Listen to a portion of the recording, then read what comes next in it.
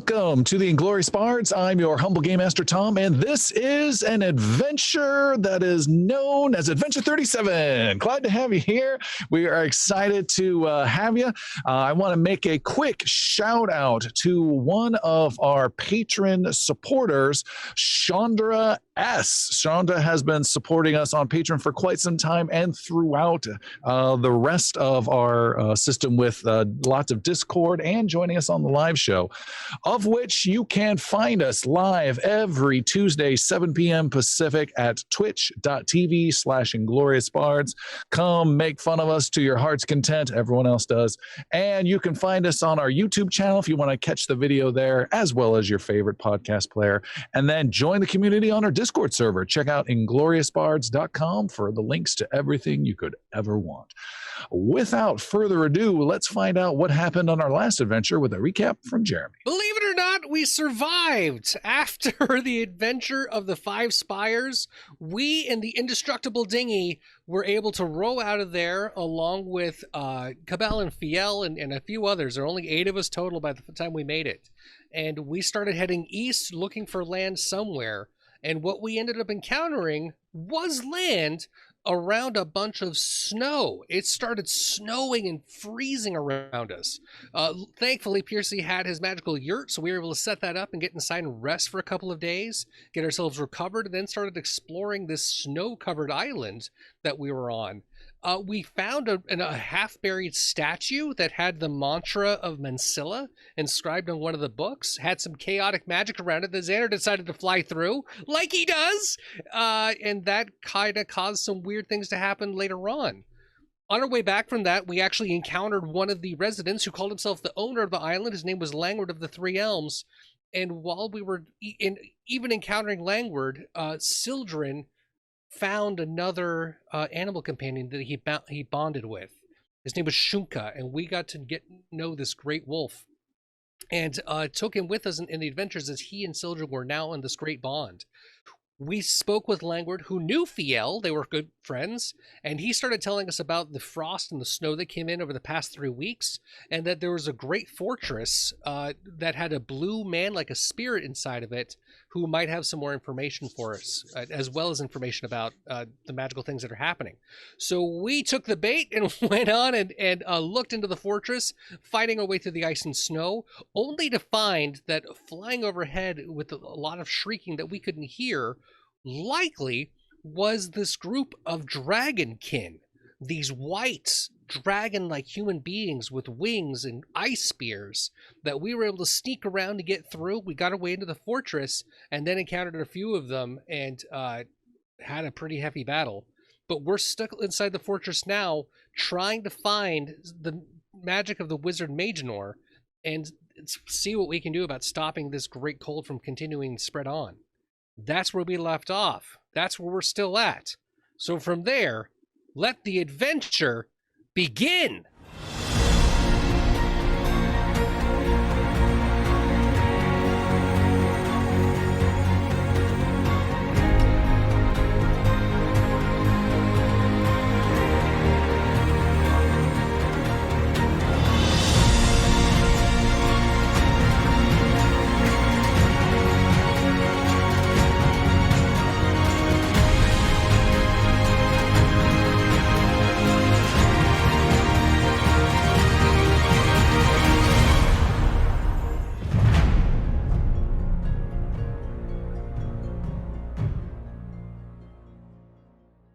Our view flies past a snow-covered island where Fiel and Cabon take shelter in a magic yurt.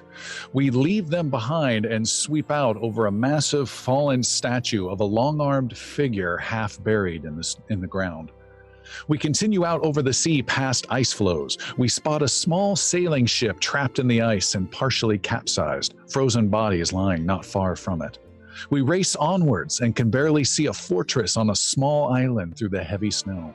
The snow muffles the sound of huge beating wings not far away. Out to the fortress, we race through a window in the huge stone wall and down several corridors until coming upon a huge chamber.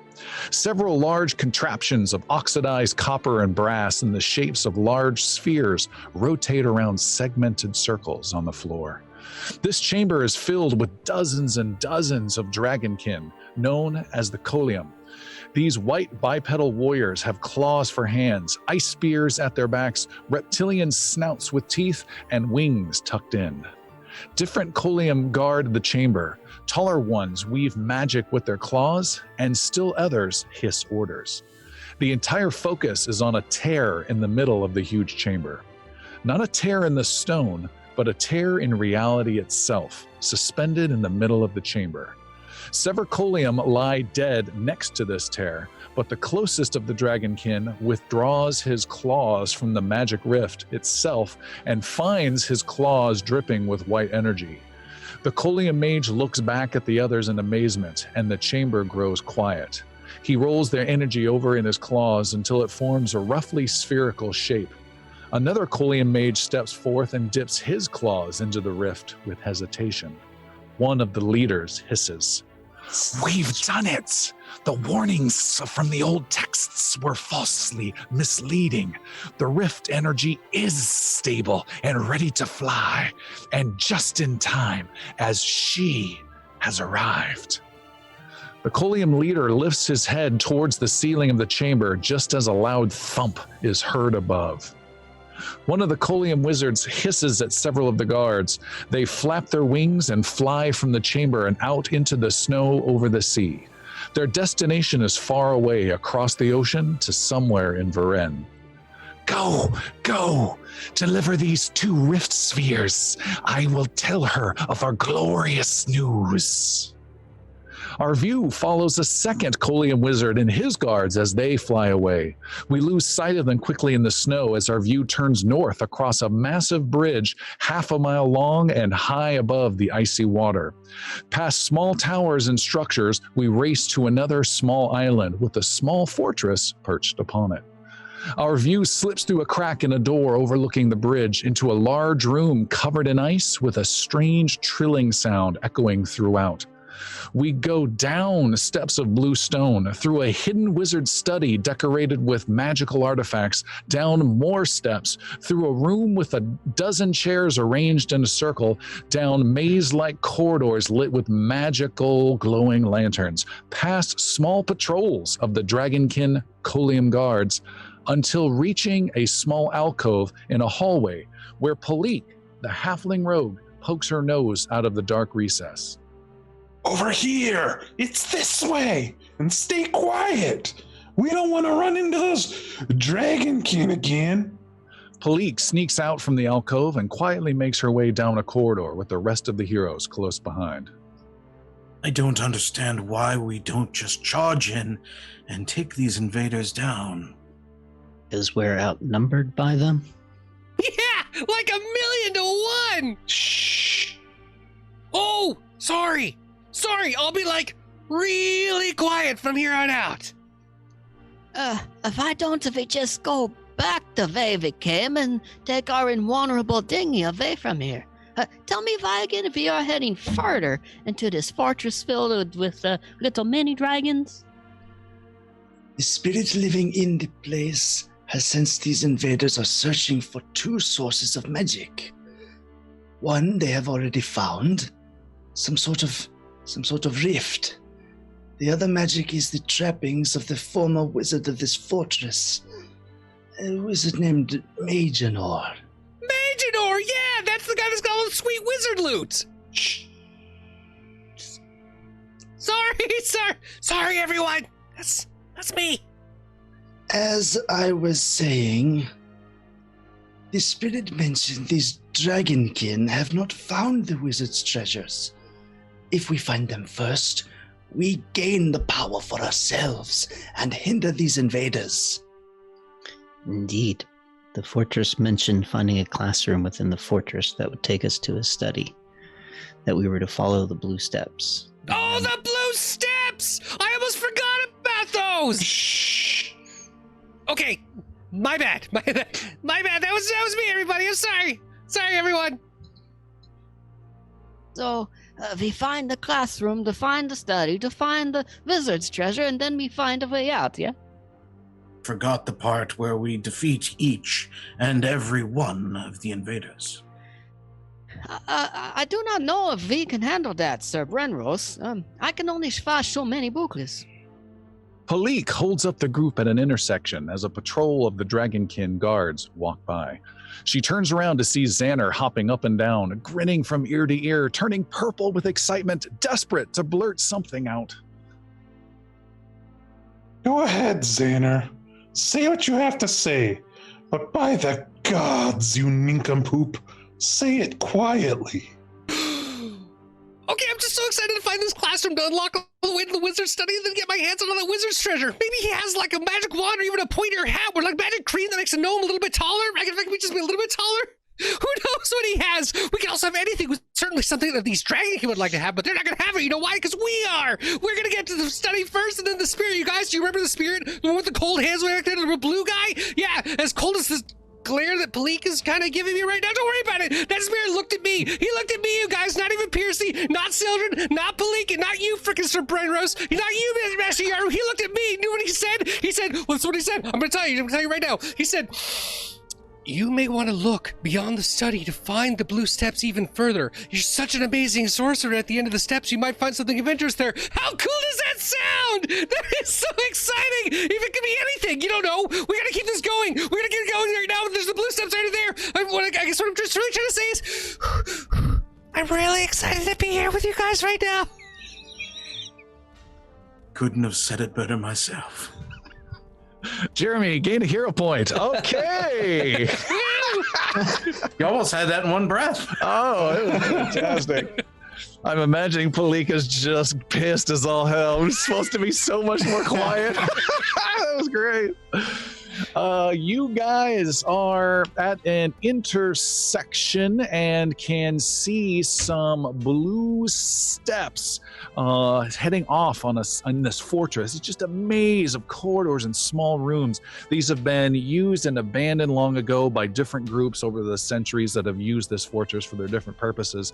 You see on some small little opening a bunch of steps, a little on the short side or narrow side, and they're made up of 3 stones each, with the middle stone being painted blue, and they go up, but there are a ton of other corridors. You can see off in the distance, maybe 150 feet, some of those Dragonkin walking by and going down some other corridor. They seem to be patrolling. Some seem to be arguing a little bit.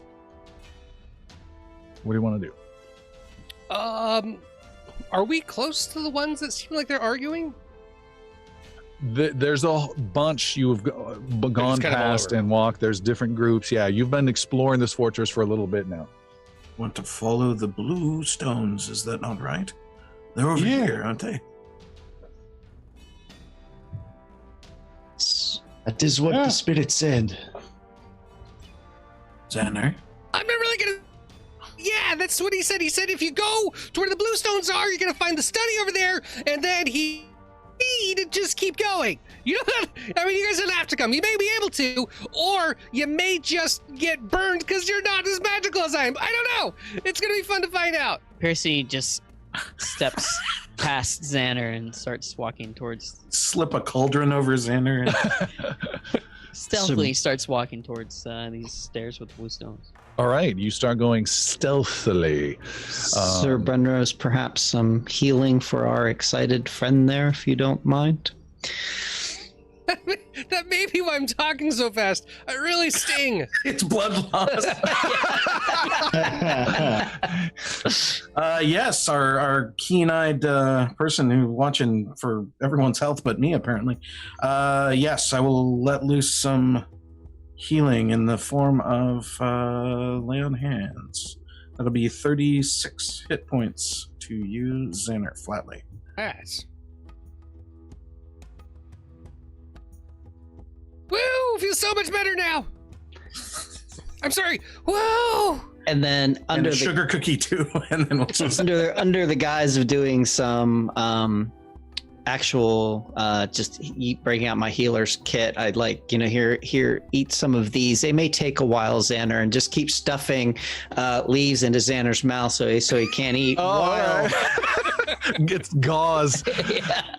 Yeah, while I'm doing actual healing for the group as well before we part off, so we're going to take a little bit of time to do a group heal through actual medicine. All right, and I cannot remember how long that takes. Isn't that a 10-minute ordeal? It is, yes. Okay, so you want to take 10 minutes here in this intersection of corridors with the stairs leading up to do maybe some not in the healing. intersection, but maybe we can wait before until- we hit the intersection, sometime after finishing, but somewhere between finishing up the last battle and now, that would have been good to do. Retcon is never allowed in our system, so you can follow Piercy up the steps and see if there's a better spot, or you can do it on the we'll steps. Keep following Piercy. Yeah. All right. You follow Piercy. Piercy, you are going up and up these steps, and it doesn't take long as you're being moderately stealthy. You know, let's see how moderately stealthy you are. We're going to have the first roll of the night, of which you will not make. I will make a hidden roll, my favorite kind of roll. Let's go to Ours too. Worst skills. kind. Let's go to simulate critical failure. I mean, stealth. You should be able to see the roll, and we get a sound effect like "ooh."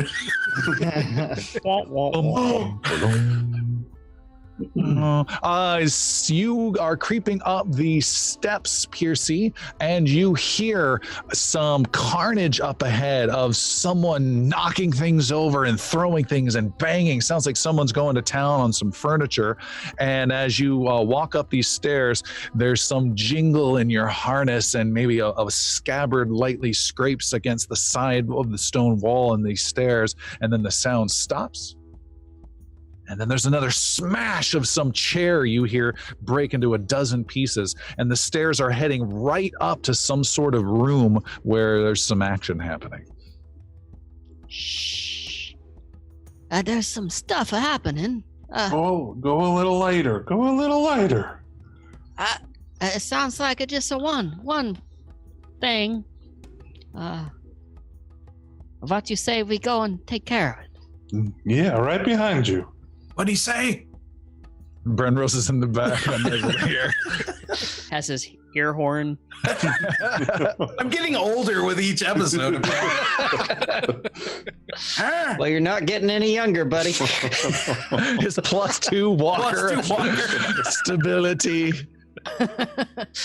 All right. I keep going quietly and carefully. All right.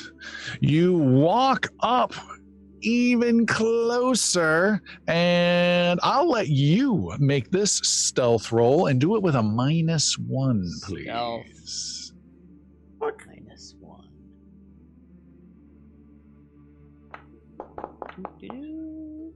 22. With a 22, you creep up to the top of the stairs and you find yourself in a small library-looking place with just a couple bookshelves. The books have been torn and shredded, the bookshelves knocked over, a couple chairs and an old desk have been tossed or smashed. You see there is a Colium guard, one of these dragonkin, these white bipedal dragons, who is smashing or shredding this book and tearing it up with his claws and shredding in frustration. And then there's a second one who is standing about 5 feet away, who has a book in his hands. He has just torn in half and is looking at the opening to the stairwell right at you, Piercy. You see me? I see you too. Hey, guys, they see us. And close. You're bad at stealth. And he does this draconic, and the other one looks alert, but the first one with the book drops it, and he starts pulling out this spear made of jagged ice. It's not just the tip, but there's weird jagged sides to it, made of pure clear ice, pulls it out and starts charging across, and we've got some little combat on our As hands. he pulls that out, Yes. I say, Oh, of course, after you. All right. We have no specific map for this, so we don't need to worry about that. And I have rolled initiative, and first up is the wisecracking Palik. Awesome. I would like to run up and tumble behind this Colium guard. All right, that's one action. You go racing up and try and tumble between his legs. Ooh. A 30? 30 is a success. I like that you grimaced at a 30. Ooh, it's only 30. You guys. Yeah. All right. And then I'll strike him with my rapier for 36. 36 is a hit, and because you tumbled through, he's considered flat-footed, right? So you get to do your big sneak attack damage. Lots of dice coming.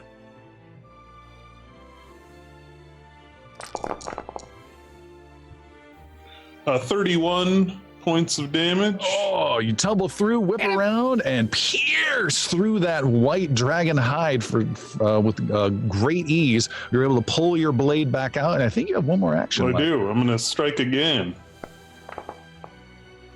With a 23. With a 23, he steps out of the way of that. Well, actually, no, you strike true, but you just pierce the book that he was holding in his hand and don't get anywhere.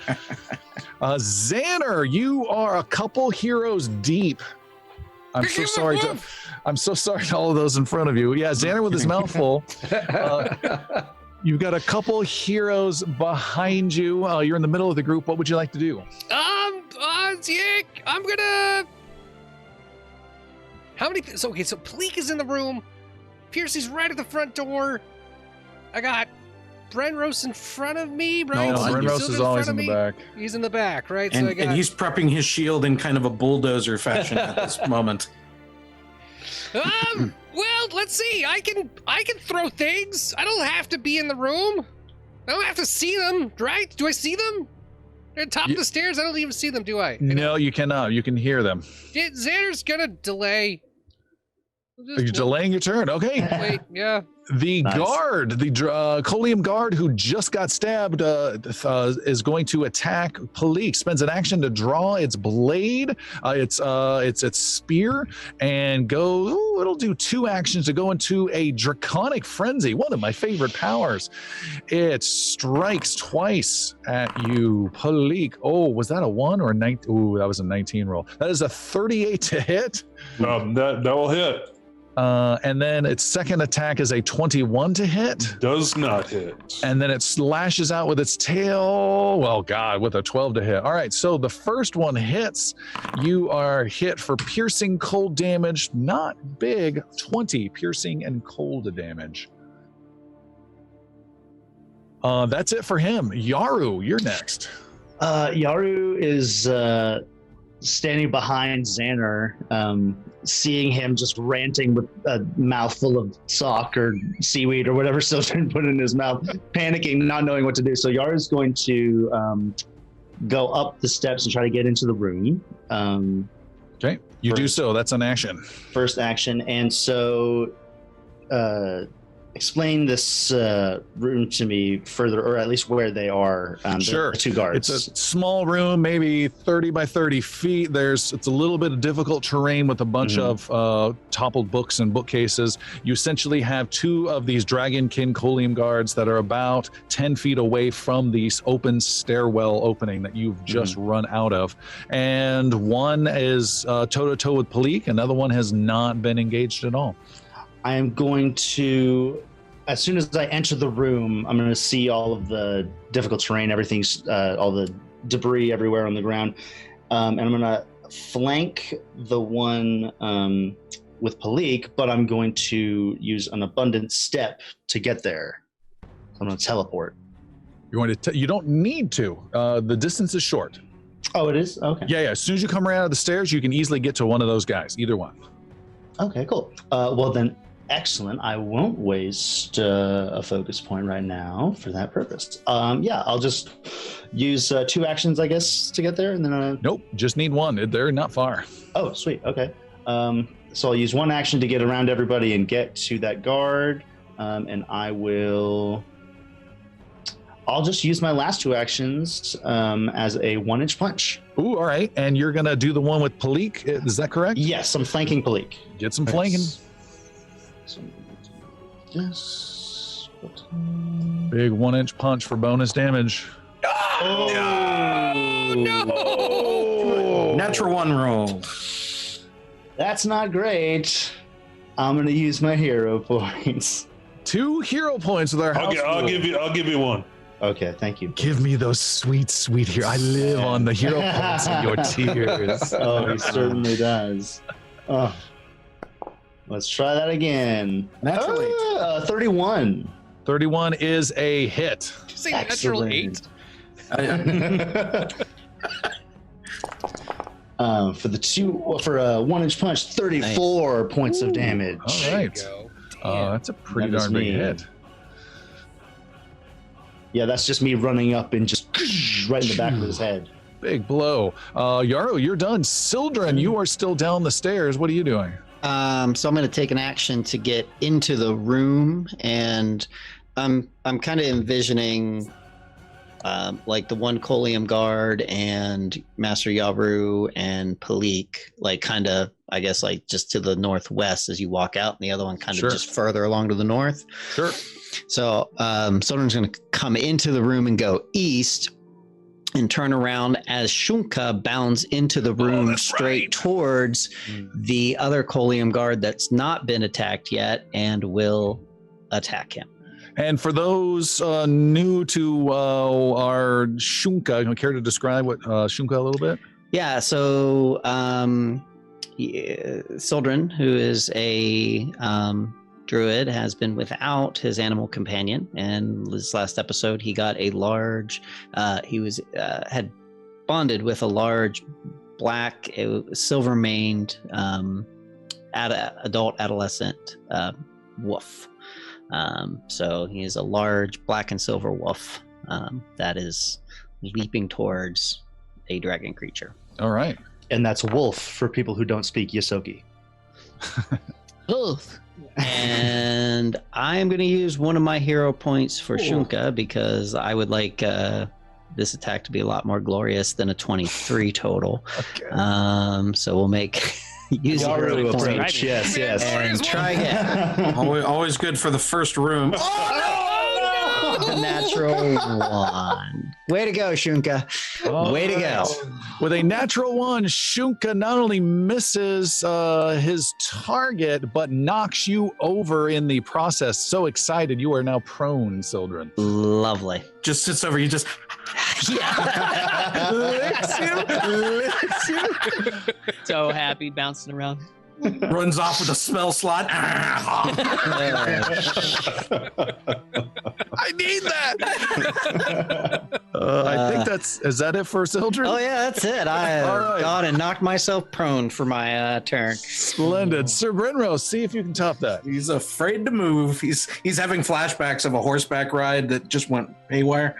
Brenrose is grabbing Xander, lifting him up and charging into the room, and planting him in a corner somewhere. And that's what he's going to do. That's where they are. Thank you. You're fiddling with stuff and whatnot. I just pick you up, move you in. So that's what I'm doing. Okay. And I don't know how many actions all that. You have one action left. Whichever creature. Am I close to any creature? Unwounded one. Yes, you are. And unwounded. Then I will lash out at said creature. Call me unwounded one. 39 to hit. Just a critical hit. Nice. Nice. You wait here, Xander. 32 points of damage. 32 damage for a tank class is not bad. 32. He's not undead, is no? Okay.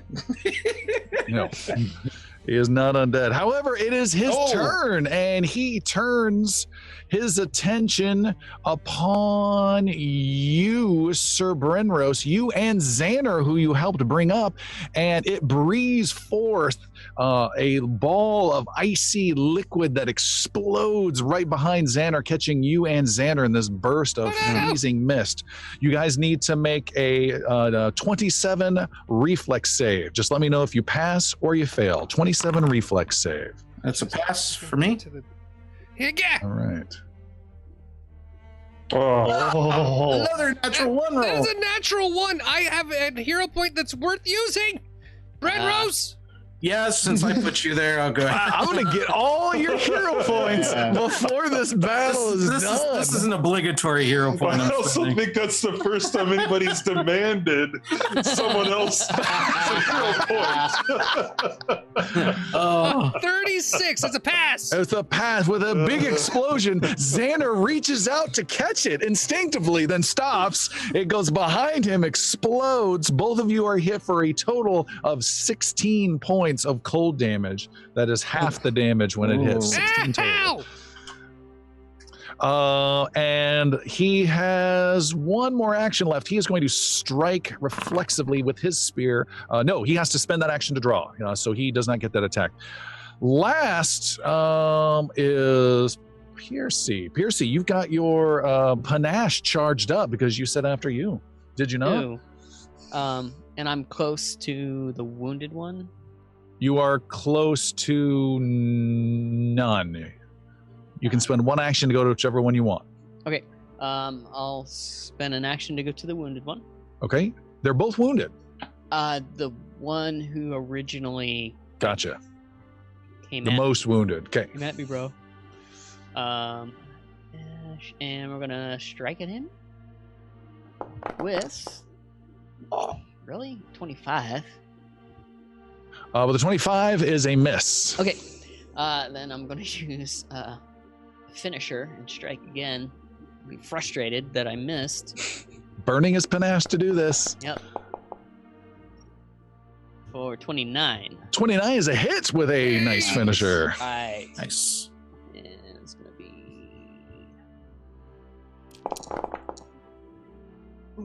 29 points of damage. 29 points.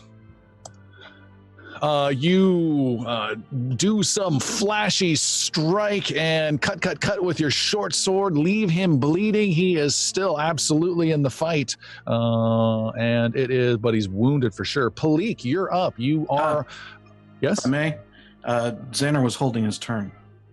Oh, Xander. Yeah. Yeah, you need to jump in after someone takes their turn. You want to jump in now? Yeah, he doesn't lose panache if I jump in after Piercy, does he? Nope, 'Cause he nope. wasn't I already last lost it. Well, it doesn't even matter then, does it? Nah. Good catch with Xander. All right, what do you want to do, Xander? Think of that. Xander will. Well, everyone's here, so might as well burning hit. No, I'm going to do a. I will do. Actually, I'm going to throw a fireball back at the other guy. Not a real fireball, a flaming sphere. Okay, Right at the guy that just attacked me with the ice. smaller spell. Cantrip, right? Not quite cantrip. No, it's a level 2. Level 2, okay. But it's local to his one spot. All right. Is that the closest you have to a single target fire Yeah. attack spell? Yeah. Oh, also, Xander, you will be at -1 for this attack unless you spend an action to clear your mouth of gauze. I gotta spit it all out. All right, So you spend an action.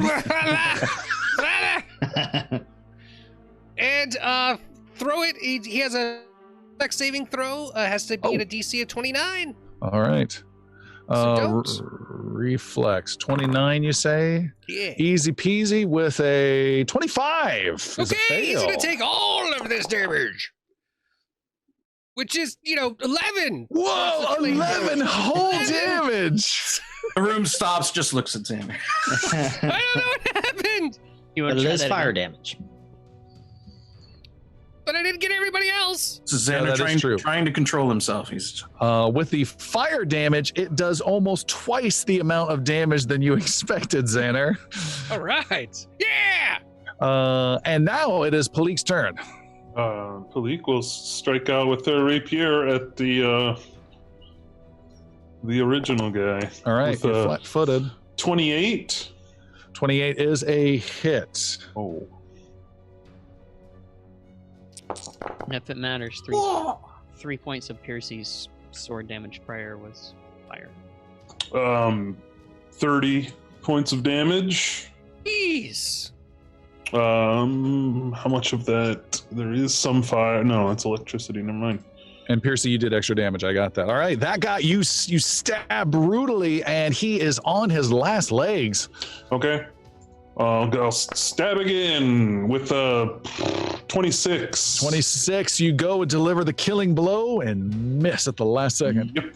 If And I can, then real quick, 3 of my points were fire damage too. Which person were Just you trying to steal attacking? Bleak's kill. The original, the yeah. Yep. same one, yeah. Yep. That guy is really on his last legs. Well, I missed with my last attack with a 16. All right, done. It is his turn, almost dying. He is going to... He's going to do Draconic Frenzy again with a triple attack. Stabs with his spear at Palik with a 34 to hit. Hits. And gets you for 31 points of piercing and cold. That hits as well. No, that's damage. 31 points Oh. of piercing and cold. Spins around and stabs at Master Yaru with a 23 to hit. Does not connect. Strikes at Master Yaru with its tail. Oh, God. With an 18 to hit. And then runs out of this room and down a hallway. And what is his running speed? Not fast, 20 feet. Some wicked laughter. Holy moly. Nice. He had a big meal. Yaru, it's your turn. I feel like somebody's gonna catch him. Yaru had fish and chips for dinner. Yeah, Yaru's gonna run after him, but this time he is gonna teleport and zap right in front of him and stop in front of him. All right, you spend a focus point. Pew, teleport instantly to the other side of him. And I will use my last 2 actions on 2 separate attacks, one of those being a flurry of blows. All right, he is totally trying to panic and leave and surprised by your teleport. Your first attack is +1. Excellent.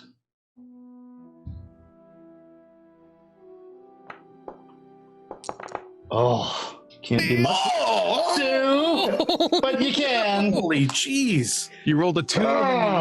Oh man, that's possibly, if not is, the worst I've ever rolled. Wow. All right, you do a 2 and you swing, you miss. You do a 1 and totally miss. And without spending any more focus points, though, there's a weird change in the 3 winds, and you teleport back to your into original the- yeah. destination, Uh-huh. but you still have an action left. So it just takes me a second to process that. So I teleport there, I flip-flop around in the circle, and I teleport back.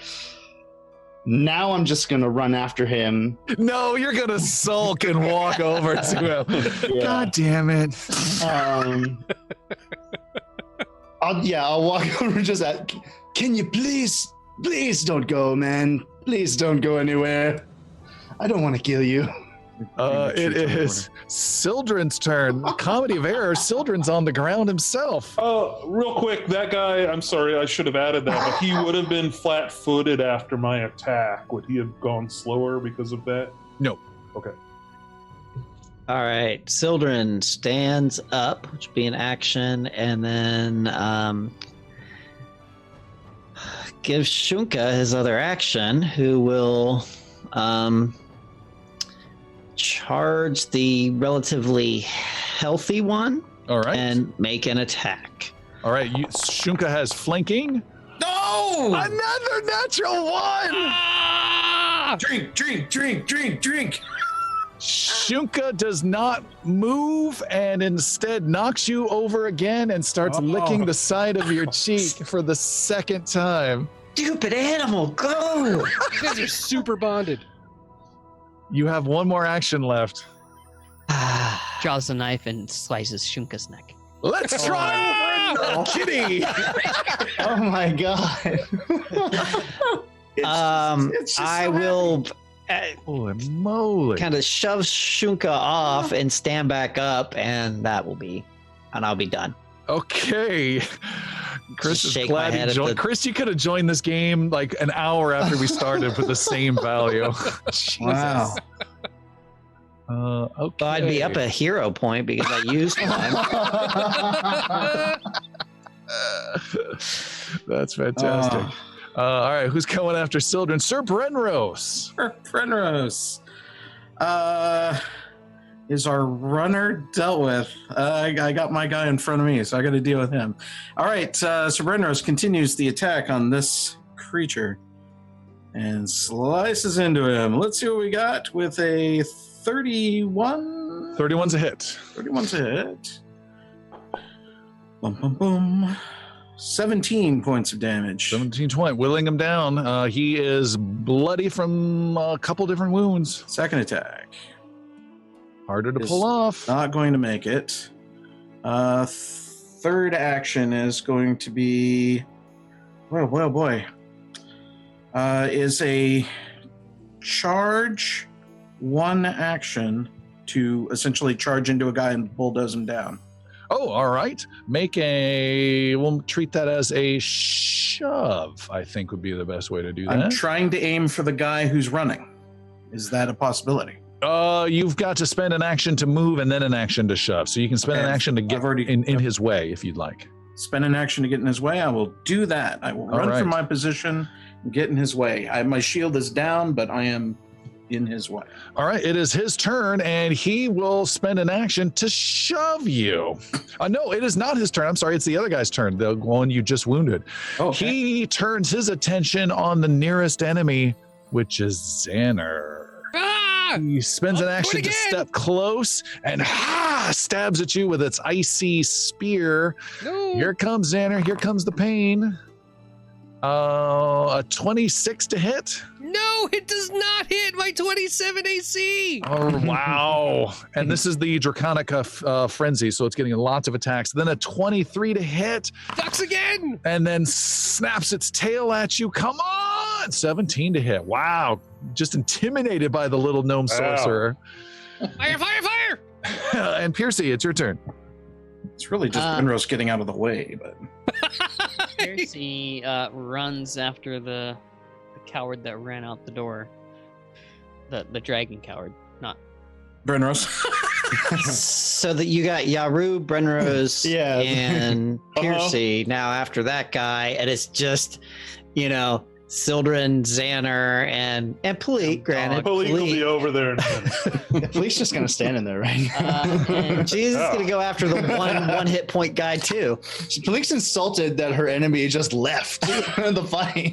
Piercy's gonna tumble behind that Colium guard. Yeah. And you roll a 33. You rolled a 34. 9 and still got a 33? That is a 34. hit. That's a All right. hit. Is it No, it's effectively a tumble line of us behind, now so blocking success. him? What? Is it effectively a line of us now blocking his escape? Yeah, we're back in the Yes. door frame. Yeah. It's he's in the corridor, and Brenros, you have definitely gotten in his way. Yes. Okay, all right. So he's flat-footed again as well. Okay. He already was, but yeah. Okay. And now I have panache, and now I will strike. Jesus. Oh, so close. Almost 29. natural one. 29's a hit. 31, I guess. Be a 31, but yeah. 31. And that's gonna be 26 points of damage. You drop him, and he is dead. Is that right? No, you You rolled just rolled a I rolled. D8. You didn't roll damage. Yeah, you rolled Sorry, the hold on. D20 for some reason. He only has 2 hit points. You drop him, and he is how about dead. that? 20! 38 points. Again, you rolled a D20. Eventually, you would want to roll damage, but it's okay. You only had two hit Playing points. really He is dead, Piercy. I'm He doing is this dead. GT stuff. That's by your finisher. You killed Sorry. him. You wasted the natural 20 on that. I totally I did. got more where that came from. And Piercy still has an action I have left. one action left. Eight. I drop him down, and then I immediately run back into the room with the other one. All right, you slide over the backside of a toppled bookcase and are right at the feet of the last remaining Colium guard. And Xander, cockily standing there, dodging like a ninja these multiple attacks. What do you First, I'm going got? to sustain my fireball for one action and throw it back at him. So if he's moved closer to me, I'm going to pull it in just that 5 feet and pop it back up again. DC 29. Reflex save coming your way with 30. Fine. Just no. Takes half he needs damage? to dodge the whole thing for the flaming sphere. In that case, I will do an elemental toss. And I'm going to grab a whole freaking ball of fire out of my hands and toss it right in his nose. Yeah! All right. And I roll a 38. Almost another one. 38 is a hit. No. You are toe to toe. No, it's not. This is a ranged attack. You don't get flanking. It's a hit. It's a hit. It was almost a critical. It's No. That's wrong. Hang on. The damage did not roll correctly. We're on the die. We're on top of everything. It's that we did. 6th level. There. No. Are you kidding me right now? do we not have that set up right? I'm guessing not. I'm gonna try one more time here. What the heck is I'm going overdoing on? it. I'm overdoing it. Now it's going crazy. I think I should just type things. I'm gonna roll 6d8 of damage. All right, let's just do it that way. Roll it. Ah! There we go. Much better. That is 28 points of flame damage. 28, and he goes down in a fiery blaze and is dead and lights a few destroyed pages of books on the ground aflame. There's a little fire Xander smoldering just kind there. of ducks down and watches them for a little bit, just admiring. Sildren will smother the fire. By just rolling, since you're already thrown. A wolf just comes running through, just catches on fire, and then starts running around. Blenros, help me get this body back into the room. Venros does. Heave-hos this guy and drags him in. All right. Piercing wants to start. But Brenros does go back and just kind of peers down the hall and just sees if anyone else might be coming. You look around, you don't see anything, and the hallway you're looking down is really long, and it's dotted with these green magical lanterns, and you don't see any movement, or you listen, you don't hear any signs, and you do see, as you poke your head back into this little mini library, there are more steps of blue that go on from here, and someone else was doing something. Was it Piercy? I just wanted to see like what kind of books they were ripping up and like why were they destroying this library? All right. I can't tell you why, but I can, and I really even can't tell you what they were. Everything's been just destroyed, and it appears less finesse and just a lot of frustrated violence. The only title you can make out is something like a periodic table of elements and you, and it has like all 17 elements that have been discovered in the world of Verenn. All right. Uranium oddly among them. Was Yaru, as a teacher in his past life, recognize anything in this room to be a classroom? You do not believe this is any kind of classroom. Is Good there question. anything else of note in this room? Or is it just like shelves with just destroyed books strewn everywhere? And on the creatures as well. Making a roll. No, you do see on one of the creatures is a it's like a little mini dragon statue symbol that's been pressed flat and made of silver, and it's some sort of emblem. Could be something religious, could be something of just value, and it could be of value to you in some purpose. You're not sure what. See more blue steps this way. Take it. Sir Brenros, does this have any religious significance? Ah, get it away from me! Tell. Take it! Not silver. Brenros, make a ridiculous religion roll. Making fun of my religion already with that backhanded comment. You and your silly religion. Where it's been a while. There it is. Religion, silly religion roll. Here we go. Silly high. All right. Oh, silly high. That's Yeah. It was silly. It was 22. You have no idea if this has anything to do with I religion have at all. no I'll idea. This is, All right. Oh, I'm gonna lead the way this time, but I we think it gotta- says buy one get one free on the bottom of it, but I can't make it out. let's keep following the blue steps. Down over there. One quick moment, and Sildren will expend his Staff of Healing and use all 4 charges for heals. 2 will go to Xander. So that's going to be 18 and 13. Cool. 1 to Palik and 1 to Piercy. Palik, that's going to be 13. Thank Piercy, 18.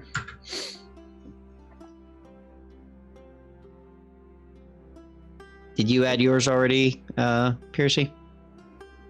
Okay, perfect. We're Just it. and I will also give Palik a level 2 heal as well from my spell book. All right. Healing up. And Yaru is embarrassed 1 from that flurry of blows. 31. Your techniques are damage mysterious shield. anyway. Yeah, We wouldn't know. I'm so into that drunken master thing I was doing against Megan that I kept it around. Shunka's been taking lessons. All right, cool. So All right. got that Thank little you. bit of healing housekeeping done. Let's move on. Let's go this way. Be quiet. Continuing on the up the stairs, ignoring some of the other passages and where that guy was going, you continue up the Wait, blue. where that guy was going? He was going down a passageway. You're going up steps, so you're not Okay. going where he was going. That's all I'm saying. You head up these steps. It doesn't take long before who's taking the lead? Normally, Yarrow's in the lead. Brenros isn't back. Are we switching it up? Palik is Palik's in the going lead this time. stealthy. Palik, you stealthily creep up the steps and find another small room. This room has no one in it, and instead you see what appears to be a abstract meeting room / classroom. There's no table per se, but there are about 8 to 12. There's 12 seats, 8 of which have symbols upon them that are arranged in a rough circle. You can see there's Xander. You can recognize some basic arcane tools about how to focus your magic in certain ways, and it's really rudimentary stuff, and you can see it hasn't been used in a long time, very dusty. And Master Yarrow, you see something similar as well, some basic, like those, what do they call the little steel balls that do this little thing back and forth? Oh, we call them steel balls that do that thing back and forth. The 4 balls that go back and forth. Yeah, the gravity balls. Yeah, gravity balls. Thank you. Gravity balls. You see something like that is used for focusing a student who needs to get their attention extremely tight. But again, it hasn't been used in a long time. And But they're still going. No, they're not. No, they're not. Okay. Newton's Cradle. Yeah. Newton's Cradle. Thank you. So what are we supposed to do now, Xander? What would this guy do? And you said, I'm sorry, go ahead. No, go ahead. Xander sits in the desk. There's no desk. There's a podium, Yeah. and then there are a bunch of seats. Tall wooden-backed chairs, 8 with symbols, 4 without. Are they all the same symbols? They are not all the same symbols. From the podium, can Xander read the symbols, or is he too short? You can see most of the symbols, not all of them, but you do see there is a note there's a couple notes on the podium, most of which has rotted and crumbled away, but one seems to have been magically held in place, although the note doesn't seem to be particularly illuminating. It is written in the common tongue, and it reads as follows. I find the classroom a relaxing place to ruminate about what I like most. but I must admit, sitting down to teach myself can be quite infuriating. I am a terrible listener.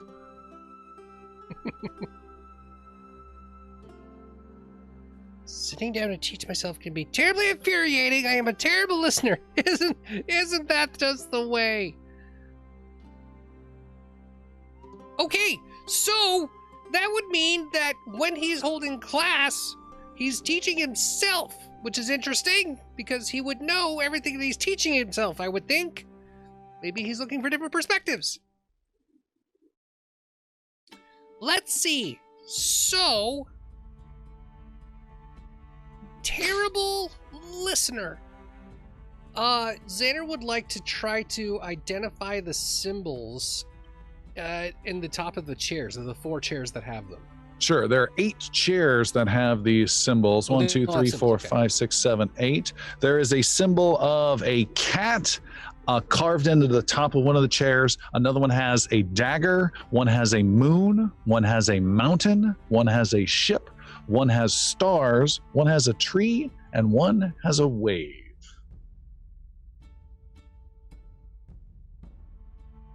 Cat, dagger, moon, ship, star, tree, wave. Mountain, ship, cat, dagger, moon, mountain, ship, stars, tree, wave. Nice. Are there any musical instruments in this room? There are 0. There's almost negative amounts of musical instruments in this. The room requires you to have an Absolute 0. Guys, I'm missing one. Oh, I got it. It's okay. I found it.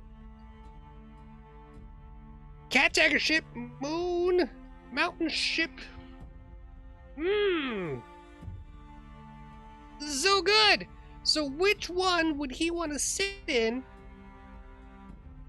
to ruminate what he likes most? So What that's does he pouring like over his notes. I most? can see him. Yeah, a little bit.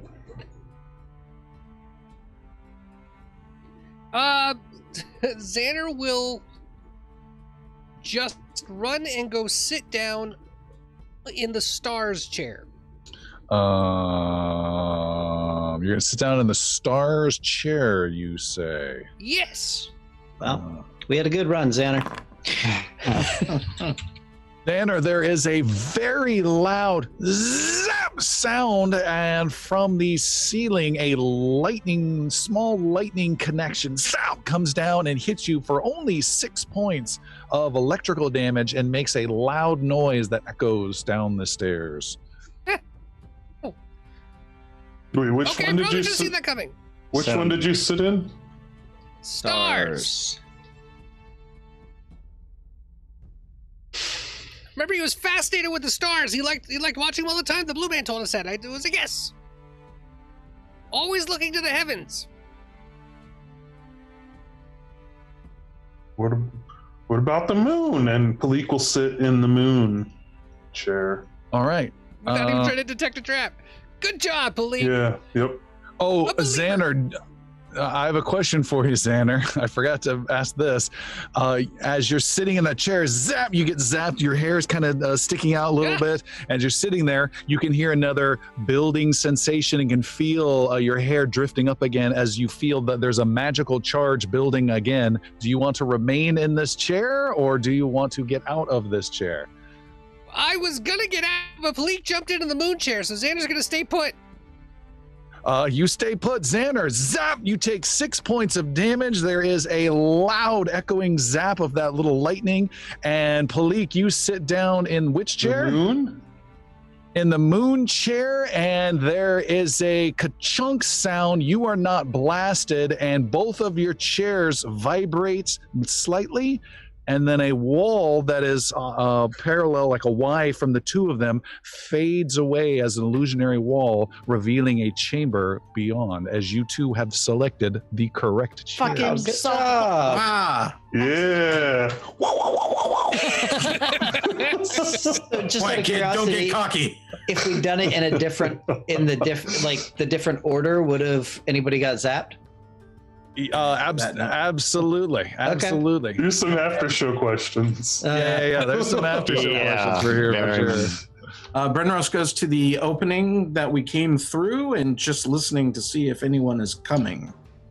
You listen down there and you hear no sounds of anything. Piercy has been diligently, with his eyes closed, just using like his rat sense, like long snout, just trying to like find something out about the room as all this is happening, and then he gets to the opening. Guys, I found it. You didn't find nothing.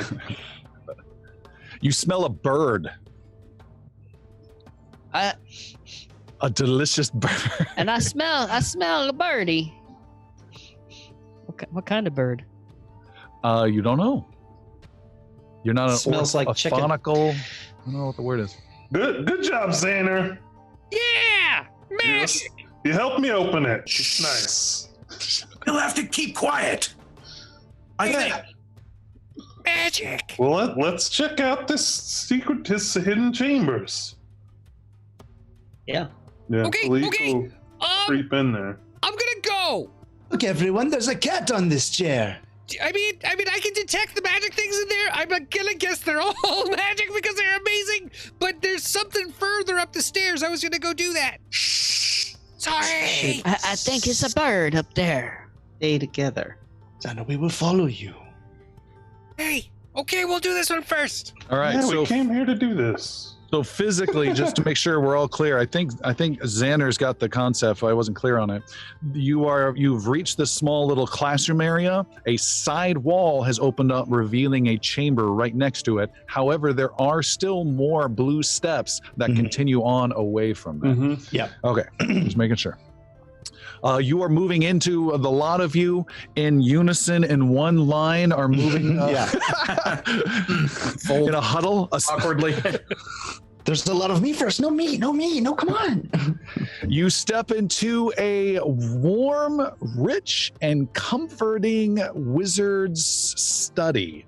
This has carpet that is thick with rugs here and there. There is a classic big carved desk that looks fantastic with a high back chair. There is an ornate chest here. There is a singular tall bookcase with lots of old books in it. There is a fireplace that is burning right now, warm and cozy. There is a window that is shining bright sunlight of a sunny day through this window, and you can also see there are 4 or 5 random magical trinkets hanging from the walls. Woohoo! So as we enter the room, Yaru is just going to climb up to the window to see what is out there. All right, you look out the window and you see a green field with blue sky, like a Microsoft XP background, which does not correlate at all to what would be out there in the real world. You do not believe this to be a true view. There's some illusion, it appears, in this place. There are icons. What is a recycle bin? Start button. I want to press this. What does bong bong mean? And if there's any trinkets near him, he'll grab one on the way back down. All right. Let's see, what trinket is there? You see there is a little whistle hanging from a plain cord, but the whistle is a little sparkly and looks pretty fancy. I will grab it. All right, it is in your possession. Seem at all like anything like the Nexus? Maybe the Nexus is cozy and warm as well. Yeah, this is not as fancy, but yeah, it kind of has that kind of cozy wizard retreat vibe. Yeah, this guy did his best. he's trying. He was only Well, it's no Nexus, but that'll do. Xander's gonna detect magic. Xander stops immediately doing that as you get massive headaches from an overwhelming sense of magic all around. Oh, It's all here. What is the highest level magic? I cannot even give you that. There is just too much noise and of magic all around. Okay. No, ow! Get to identifying, Xander. No.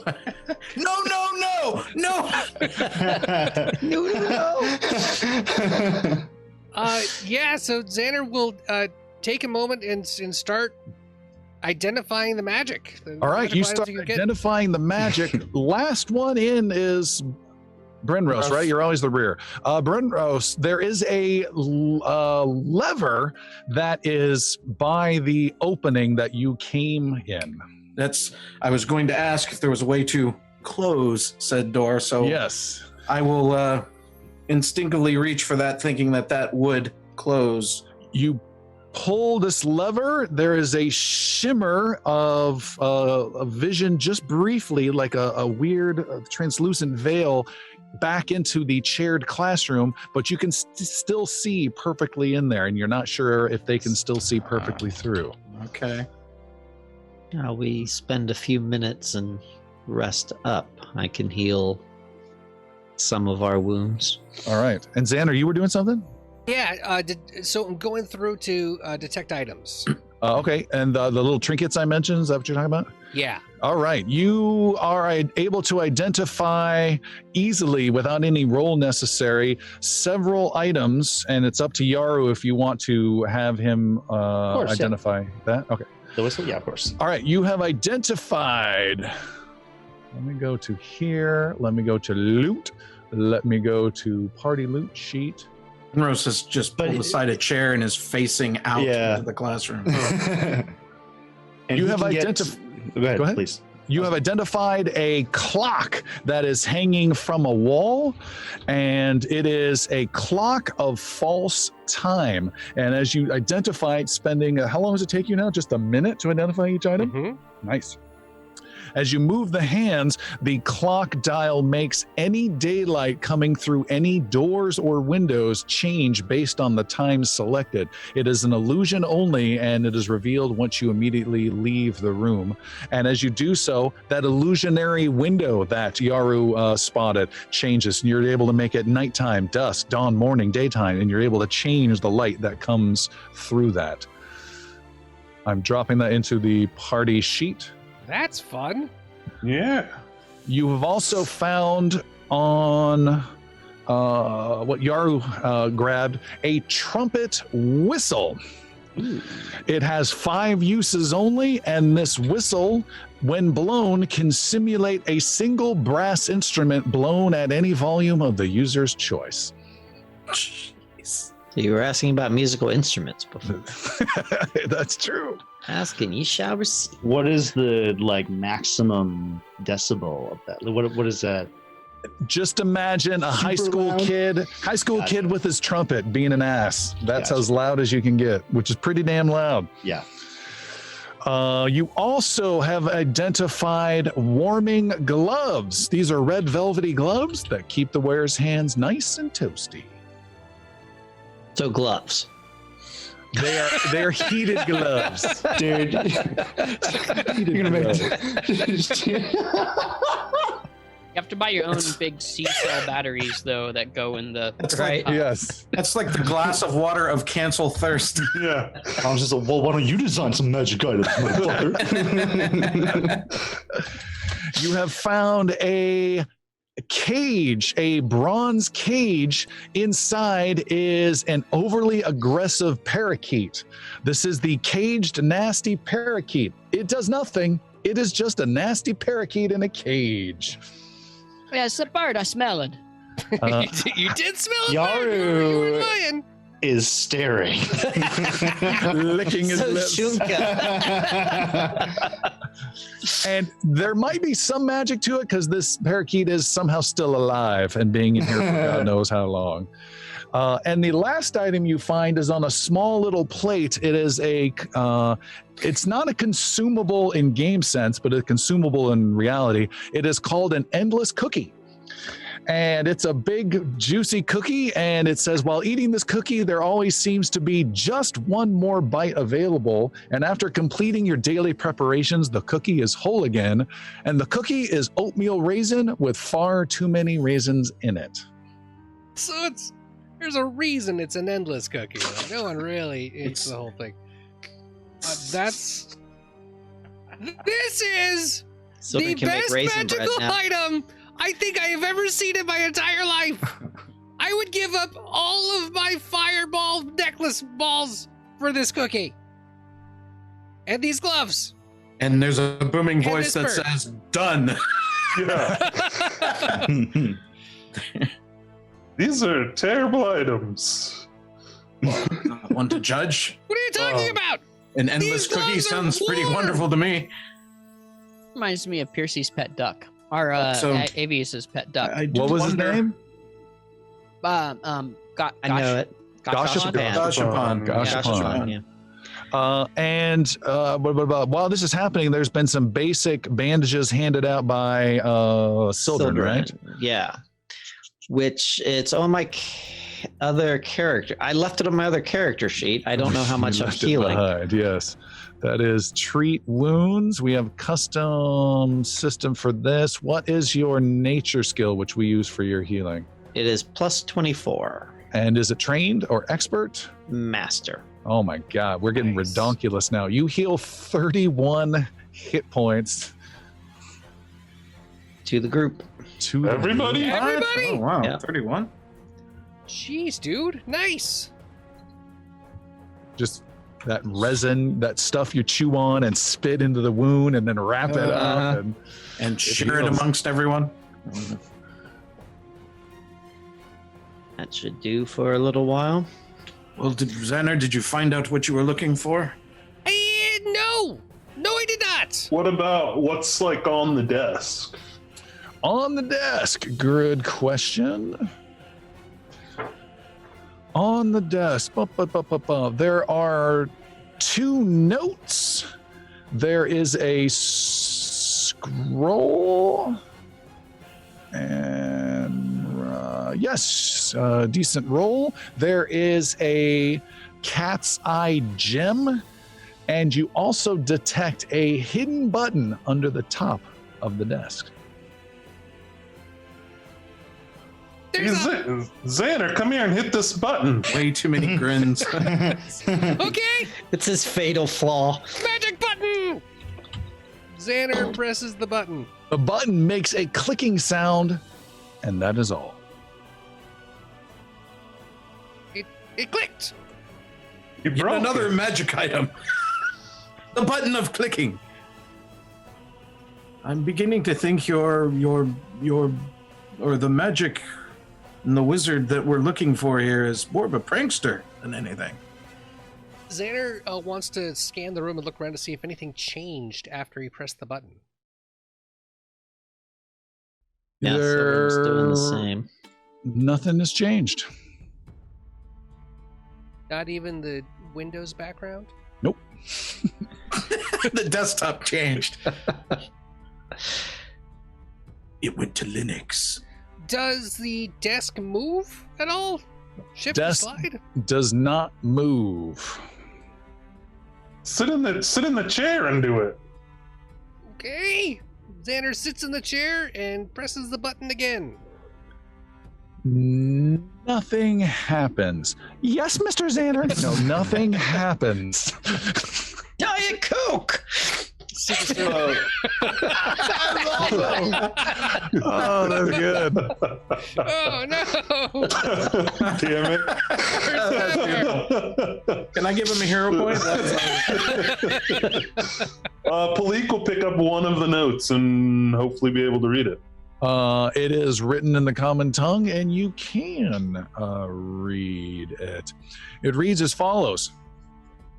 One conclusion of my research is that the wizards of Mancilia here at this fortress and other locations that set in motion the cataclysm is that the wizards of Mancilia here at the fortress set in motion the cataclysm. However, far from being an act of aggression or grasp for power, I believe these Chiloran wizards had no ill intent. What they have left behind is a destructive rift in reality. This wound in time and space is dangerous, yet brimming with power. If only I could contain it. All my efforts have been dangerous affairs, risking injury from the power of the rift. There is other work for me to do, figuring out the alignment of the planets, understanding the nature of life and death within the natural kingdom, distilling what is magic and what is not within the alchemical arts. For now, the rift supplies enough power to keep my other work progressing.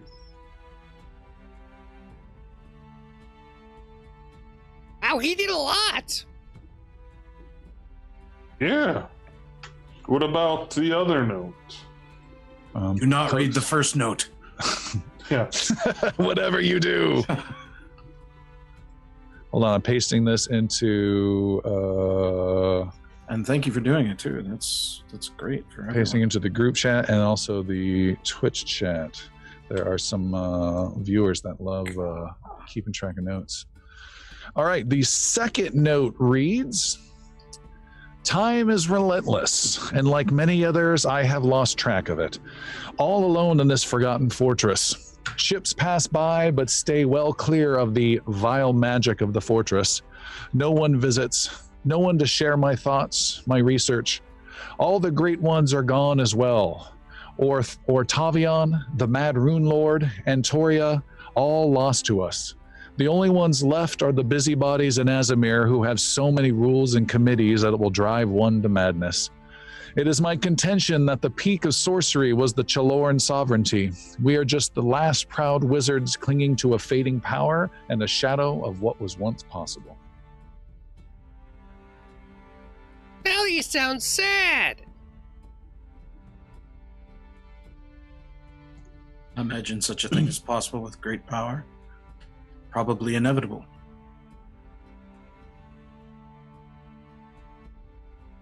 I don't want to be inevitable.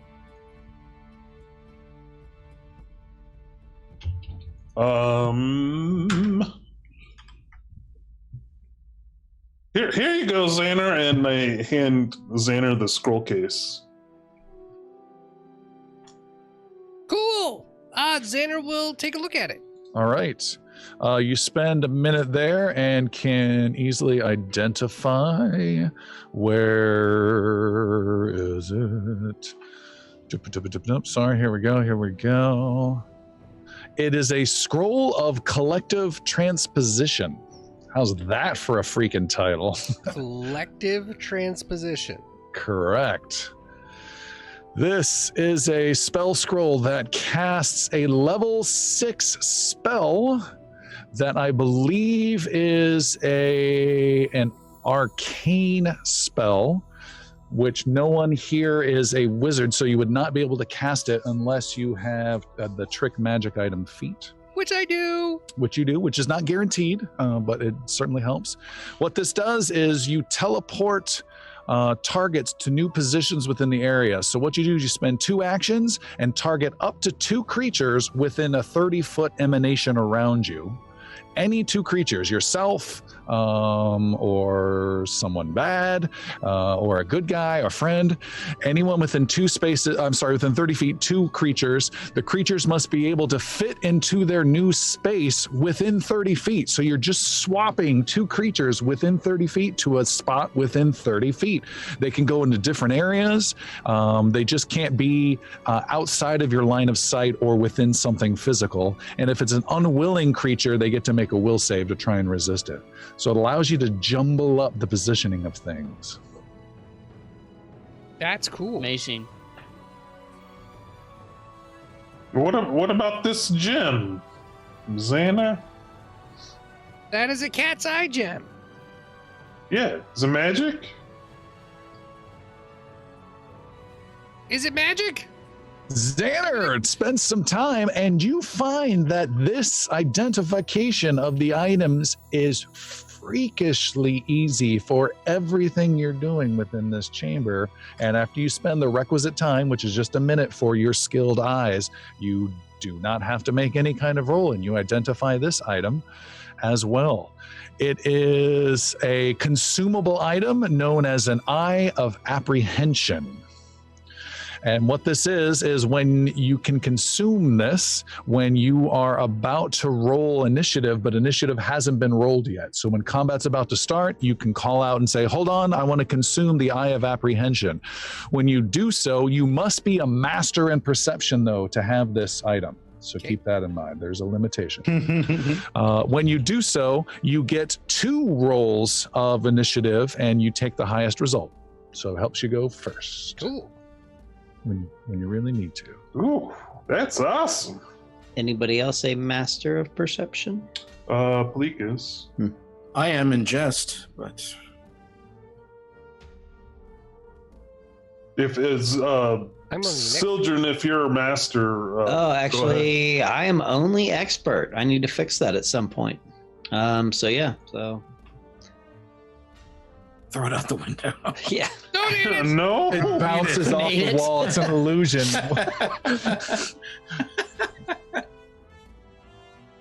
These are some neat things. Xander already puts on the gloves. Toasty. Worm. Why would you get the warm gloves, fire guy? And the So- infighting begins over. I can't even wear gloves, and I don't think it's fair that you get them. You said there was also a bookcase. There's a bookcase, there's an ornate chest, and there's no other way out. How are we just learning about this chest? Like, how did we just like go over the chest and not like That's that? the Seems way like we something ignored it. we would have He keyed in on. did say it, but there We was wanted also to push shit the clicky hanging from the button. walls. Yeah, there's just stuff that's obvious. You had a parakeet to deal with. What are you talking about? Oh no, we don't. We don't have a parakeet to deal with. Oh no! Make a sleight of mouth roll, please.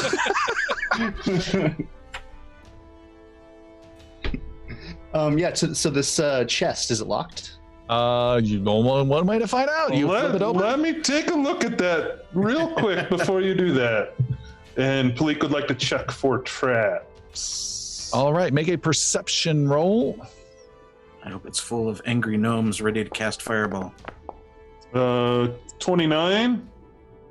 With the 29, you see that this chest is indeed trapped. Ooh. It is a mechanical trap that when the chest is opened will trigger some sort of glyph that will blast out magic of some way. You think you might be able to mechanically disable it and prevent that missing contact, if you will, to prevent that trap from triggering. Well, yeah, good thing I looked at this, and she will try to disarm it. All right, you break out your thieves' tools and start to getting work on your knees and manipulating, and you can feel like some little magic brimming, and you stop there, go to the other side. You start putting in little deadening, I don't know, cotton balls or something strange, anything at all you can to deaden whatever this magical connection is. Make a thievery roll, please.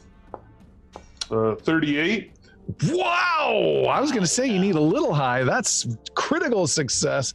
And you have just completely disabled the trap and flipped the chest open with a great big smile. Nice. Why am I smiling?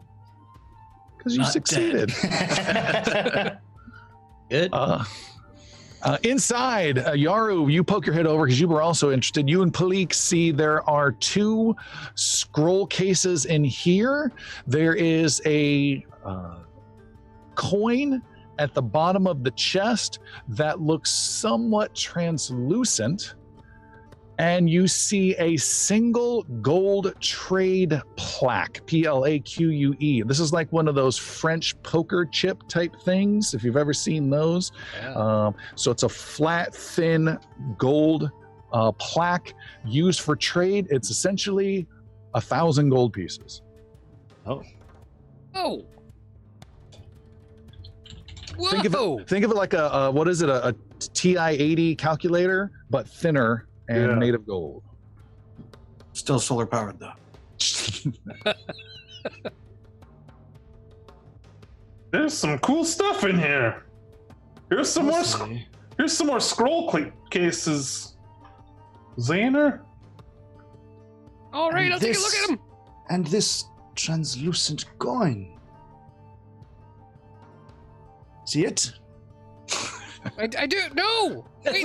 Look, I'm showing it to you. Look on my camera. It's very see-through. Very. but somehow shiny too. Xander will start looking at the scroll cases and then go to the invisible coin. All right, you open up the scroll cases, spending just a minute. You're able to identify each of them very easily. The first one is Scroll of Spirit Blast. This is a 6th level spell.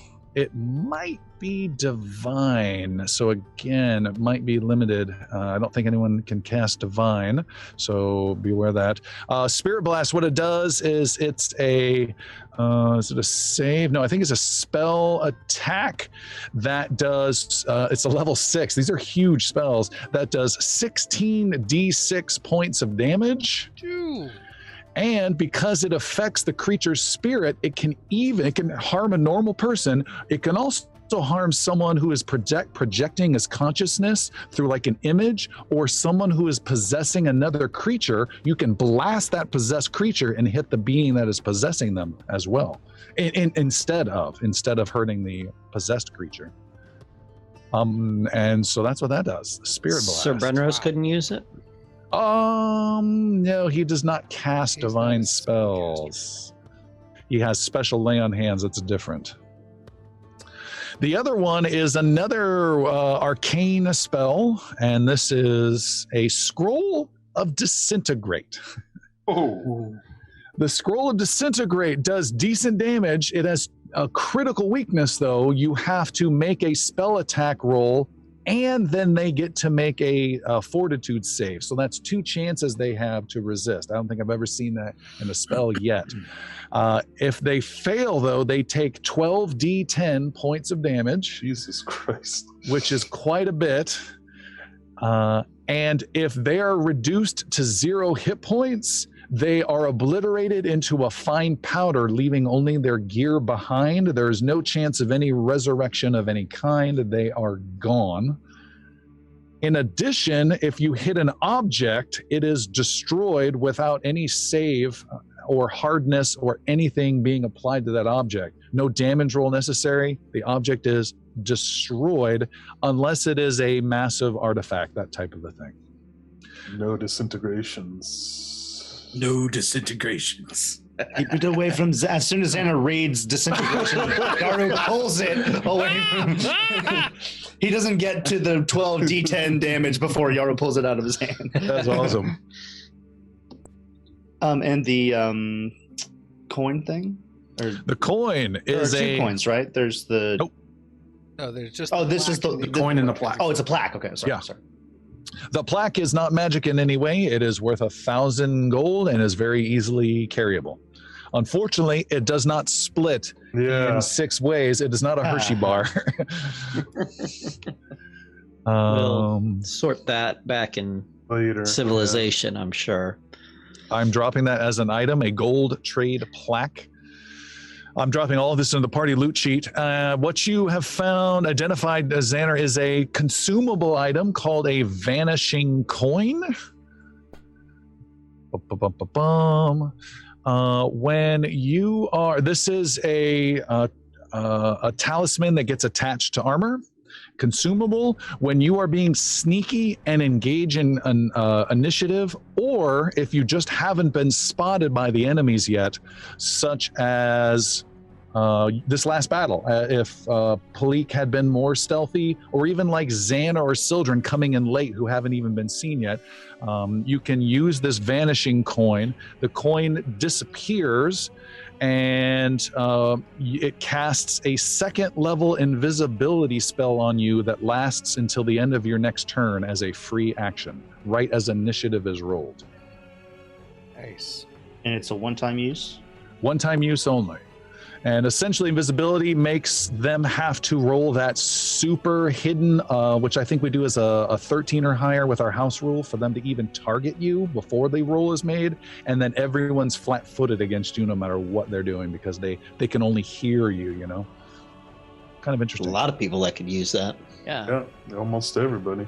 Are any of these counting as a vestiger that we have to keep track of? Negative, especially not the consumables. There is a requirement. You must be a master in stealth. These are some high-level items as well. You might have to grow into them. It's up to you. A lot of grimaces I see. That's a lot of stuff. Is anyone a master of stealth? Oh, you better believe it. Oh, puppy. So in the last 2 episodes, Palik just got armor that lets her breathe and stealth underwater. And possibly, I'd say you deserve that vanishing coin myself. Yeah, I think you're the only one that can use it. Well, yeah, and like, That's dope. That's very, very cool. I'm gonna hang on to these scrolls. If everybody doesn't mind. I don't The think only one with a chance to use them. Xander has all the scrolls save one that Yaru has in his clutches. It may come in, but it's Xander. Awesome. This comes with a promise, Xander.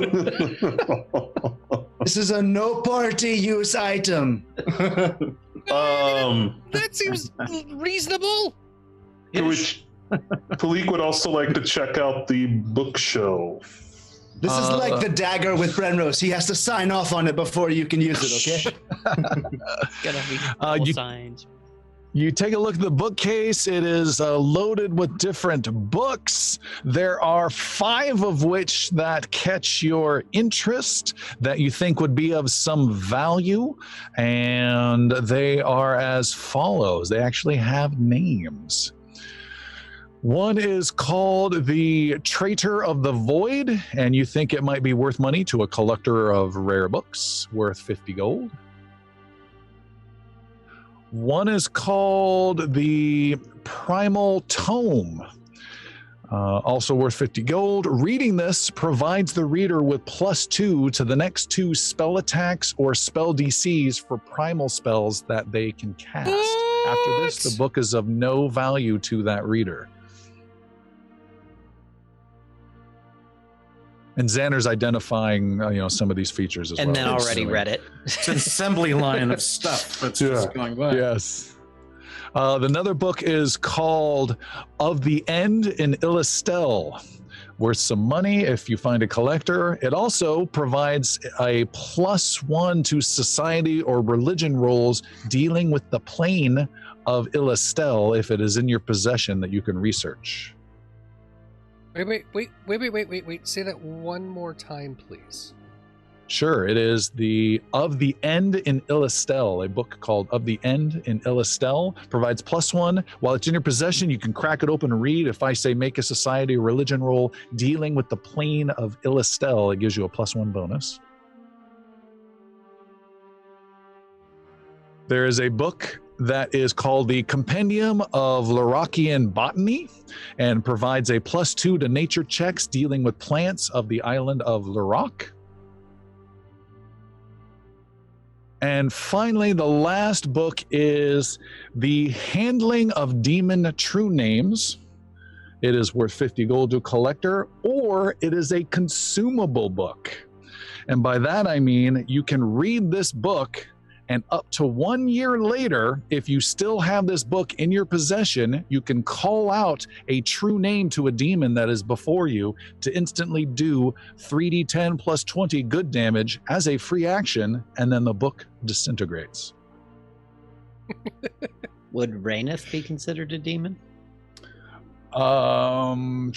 Make an occult roll.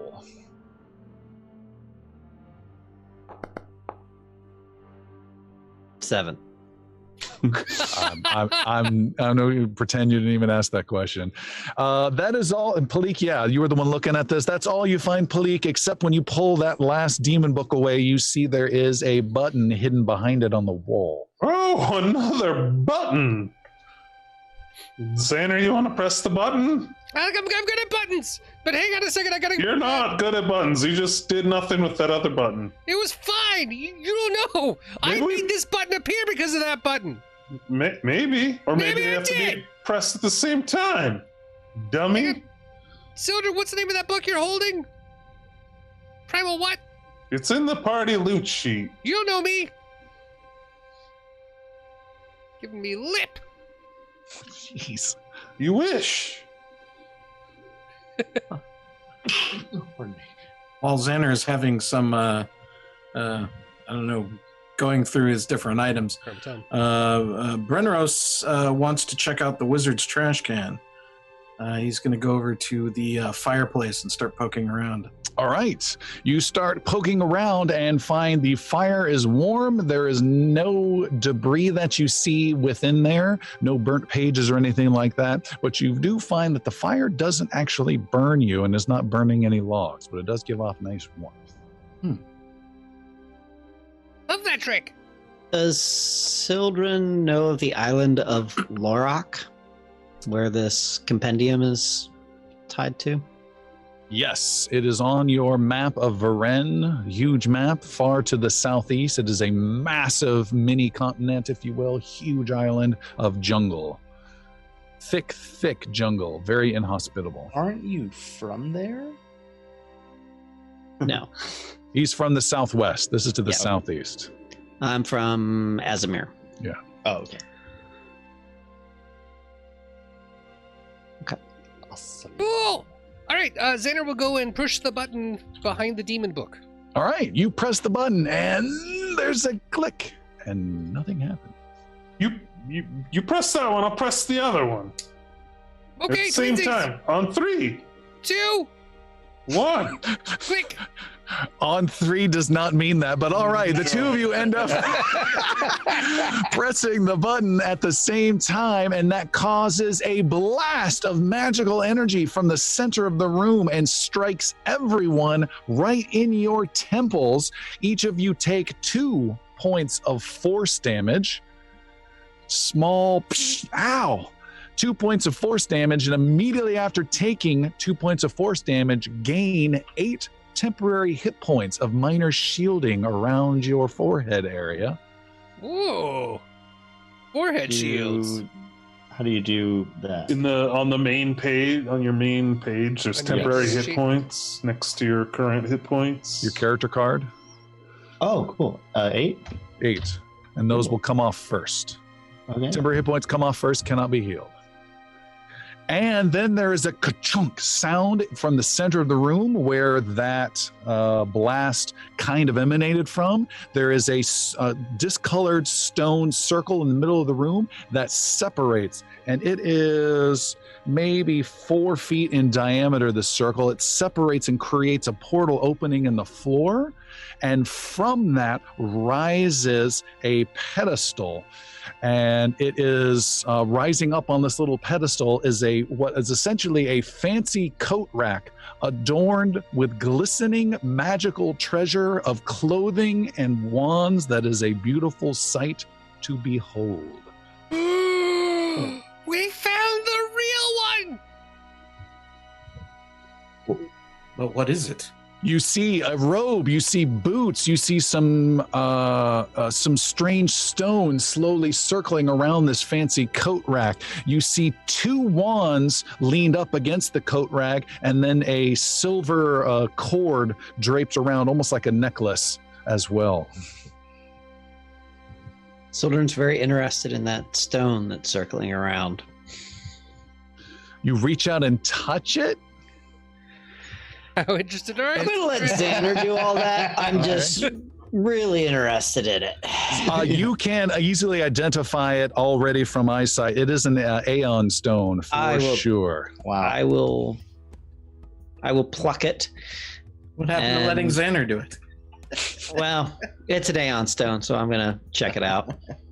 While All right. Xander's checking out everything else. All right, you spend time and there's no roll necessary. You easily identify this. This is an Aeon stone. These normally slowly orbit around the wearer's head, or if you happen to have the special watch that Sildren does, you can place it inside and keep it secure.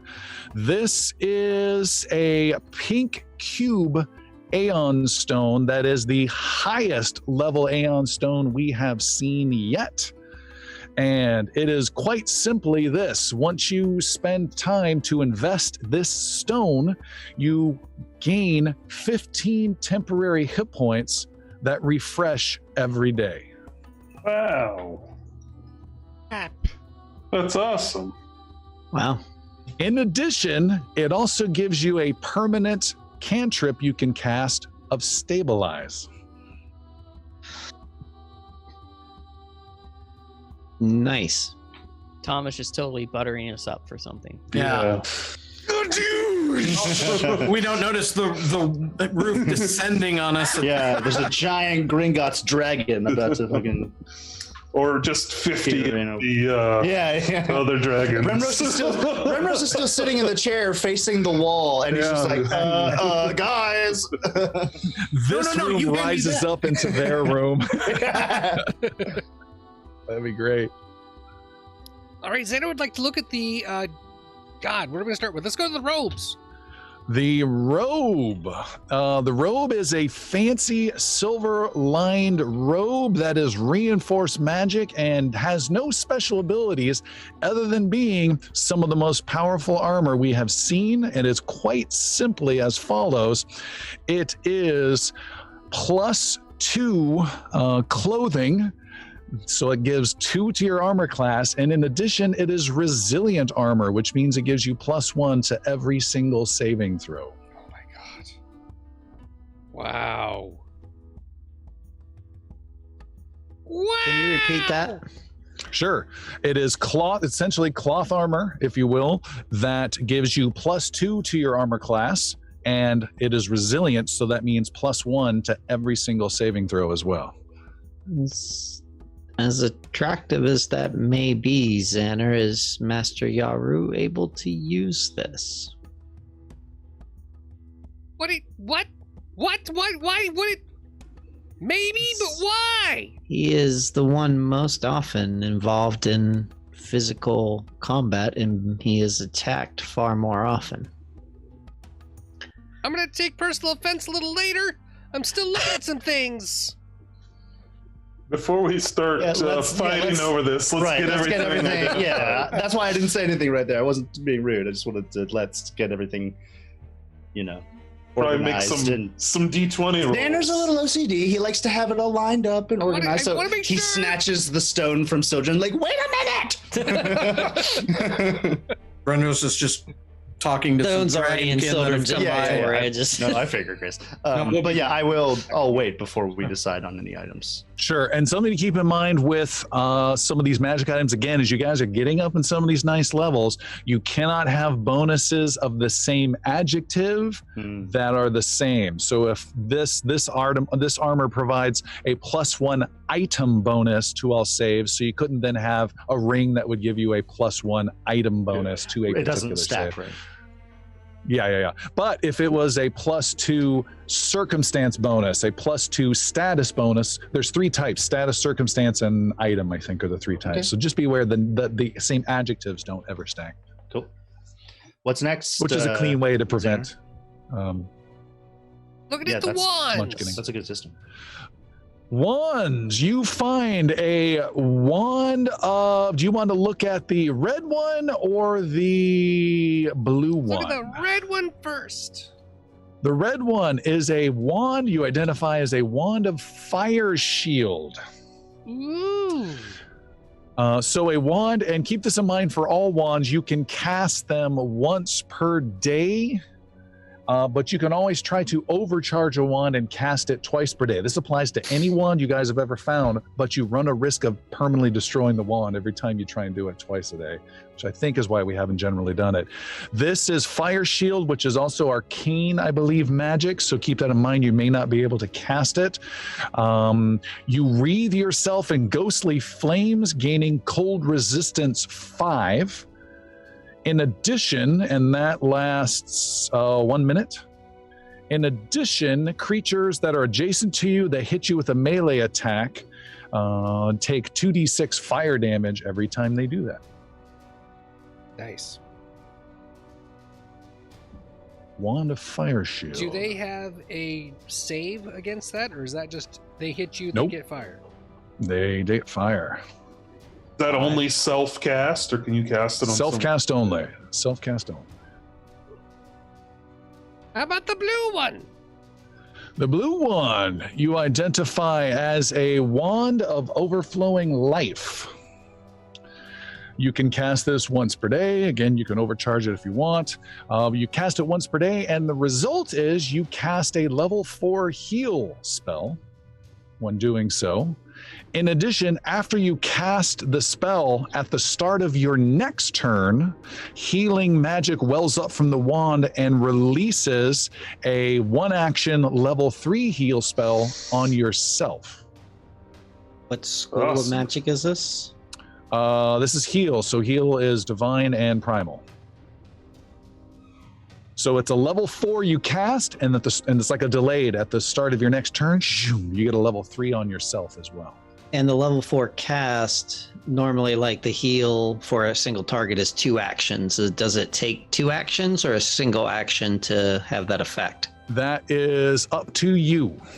Okay, so it's the same thing. It can be the 1, 2, or 3 Correct. action heal. Okay, The delayed, though, is 1 action only. gotcha. And for those of you scoring at home, let's see, that's a level 9 item for the fire shield, level 11 item for the wand of overflowing life. These are some bigger items for sure. What else is there? Did you say there was a belt? Nope. What did I hear? Some boots and a silver cord necklace type thing. Yes. Okay. What are these boots here, Xander? Taking a look. Looks like everybody's got Look at a the boots. pair of magical boots. All right. Xander, these are boots of Elvenkind Greater. Not just normal ones, but greater ones. So these tall, pointed boots are made of soft, supple black or green leather, decorated with trim and buckles of gold. When worn, you get a +2 item bonus to acrobatic checks permanently, which is pretty sweet. And then once per hour, you can ignore difficult terrain as a free action until the end of your turn.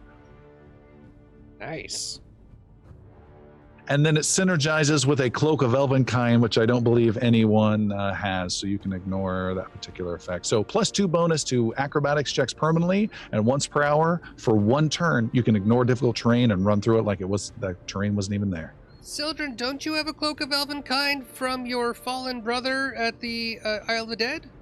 Say, not of elven kind, no. Who the fuck cares? Okay, never mind.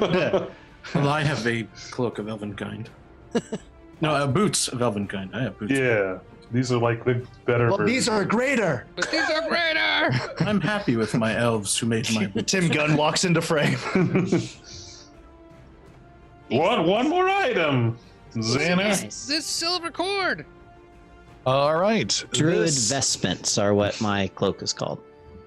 Heck. All right, this is called a talisman cord. This thin silver cord bears delicate runic markings, and what you do is you can affix talismans to them. So instead of attaching them to your armor, you attach the talismans to the talisman cord.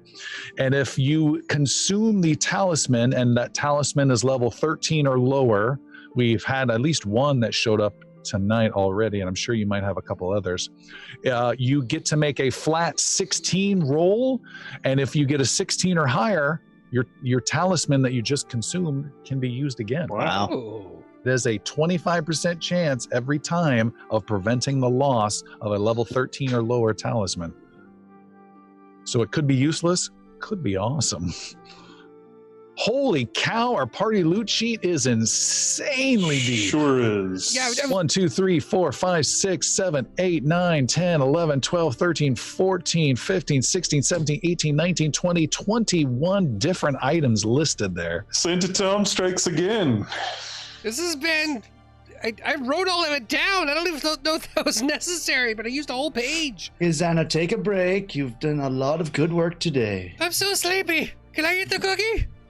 You have the cookies, Xana. Very good. I'll have the bird. Piercy, do you want to trade the bird? That shitty raisin cookie is all yours. It's good. So It's a many- Level 30 item. Yeah, it's a level 30 item. When coupled with glass of milk, it is unstoppable. Instantly summon Satan claws. So can Yaru wear those robes? Positively. Okay, Xander, do you want to Rochambeau for that, or what do you want to do? I mean, I'm gonna hit you with some fire probably in the future. You deserve to have the robes. I agree. I would love to take those. I would also like the trumpet whistle for some reason, but that doesn't know why. It does seem like a Piercy item. I don't know why, but or maybe just a Tim item. I don't know. But I like the talisman cord too. But can the robes use talismans, or is that armor? Yep. They can? Okay. Well, if no one else wants the cord, I'll take it, but I'll wait. Do you have a talisman? Not currently, but does anybody have a talisman? Iggy had a few, but no more. But there is one here, so. Oh yeah, what was the one that we have that we just found? The eye, right? The eye of apprehension. Oh right. And who wanted that? Sildren? You gotta be a master in perception, so I think that goes to Palik. Well, it's Piercy and Palik both had it, but Piercy will often defer initiative, so it probably makes the most sense to go to Palik, which then, at least for the time being, the talisman cord would make the most sense as well there. Yaru, are you taking that silver-lined robe? I am. Do I go to armor, or just threw it into my inventory? Yep, there we go. It's an armor, and then click on the little shirt icon to equip it. Your armor class went from 29 to 31, and all of your saves automatically went up by +1. That is significant. Nice. 22 reflex save, people. Would be good for the fireballs. Yeah. And Yaru, you sense there's something off about the robe, and you pat it, and you find there is an item within one of the pockets inside the robe. Ooh, look. You pull out a silver-rimmed monocle eyepiece. Ooh, I put the monocle on, of course, because I'm a cat. And never heard of cursed items. Look at that! Silver piece monocle. Use my monocle. MONOCALE. And Xander, you identify that as also magic. Can And I I'm look like- at it, please? I'm looking at Xander like, what is it, Xander? Xander, you what is spend it? a minute without any roll necessary. You identify this as Magenor's eyepiece. Whoa. This is a monocle with a silver rim and etched with tiny runes of divination. This allows you to do two things. You can spend an action and hold it up to your eye and peer through it, and it gives you a +2 item bonus to decipher writing, disable a device like Palik has done tonight, identify magic, pick a lock, seek someone in the darkness or who's invisible. So it lets you see things, gives you a +2 item bonus, and you can continue to sustain this as long as you hold it in up to your eye. Okay. And anybody can use it? You have to invest in it. Right, but... Yeah, there's no requirement, no requirement. And then the other thing it can do is you can touch the eyepiece to a gem that is worth at least 10 gold pieces. Any gem you can find, and it connects the gem to the eyepiece. And while this is connected, the carriers of the eyepiece and the gem can communicate telepathically with one another over any distance as long as they are both on the same plane of existence. Wow. That's awesome. Fucking amazing. That's incredibly Wait. powerful. So how does that? So can you explain that? Like so if someone gives me a gem. It's like walkie-talkies. Yeah, you but take in the the eyepiece mind. up to a gem, and for one action, you connect the two. You can then give the gem to someone else. You have the eyepiece in your possession, or whoever has it, and those two people, no matter where they go within a Forever? world, can telepathically forever talk with each other until you take that eyepiece To a different and do item. it to a different gem that disconnects the original, and now you get a Wow. different gem. That's Gotta cool. unpair it to Yeah, put it yeah. to a You new- gotta- Right. And you know, with these tricky monocles, you got to repair it every 5 minutes just to, It's annoying. It beats at The you. left side doesn't work half the time. It's only Yes. monocle 1.0. It's not Right. monocle 2.0 yet. Well, the monocle 2.0 is called spectacles.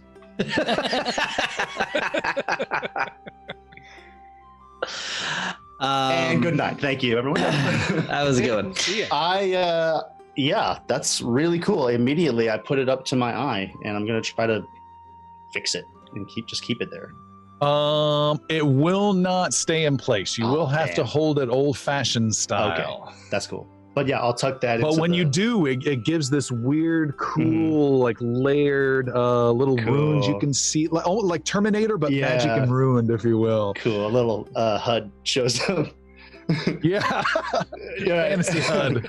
Okay, sweet. Wow. That wand of overflowing life, you need to be able to cast primal spells with it. So I think that's just Xander or I. Do you want a healing wand, Xander? As an Yeah, I addition? guess that's a real question for you. Do you want me to have a healing wand? It would adjust play a little bit, but it's something I could certainly get used to. It might be good. I mean, I could use it intermittently to supplement my spells, or you could use it if I'm incapacitated. It's happened before. It was very scary. I would like to buy a hamburger. I would like to buy a hamburger. I would like to buy a hamburger.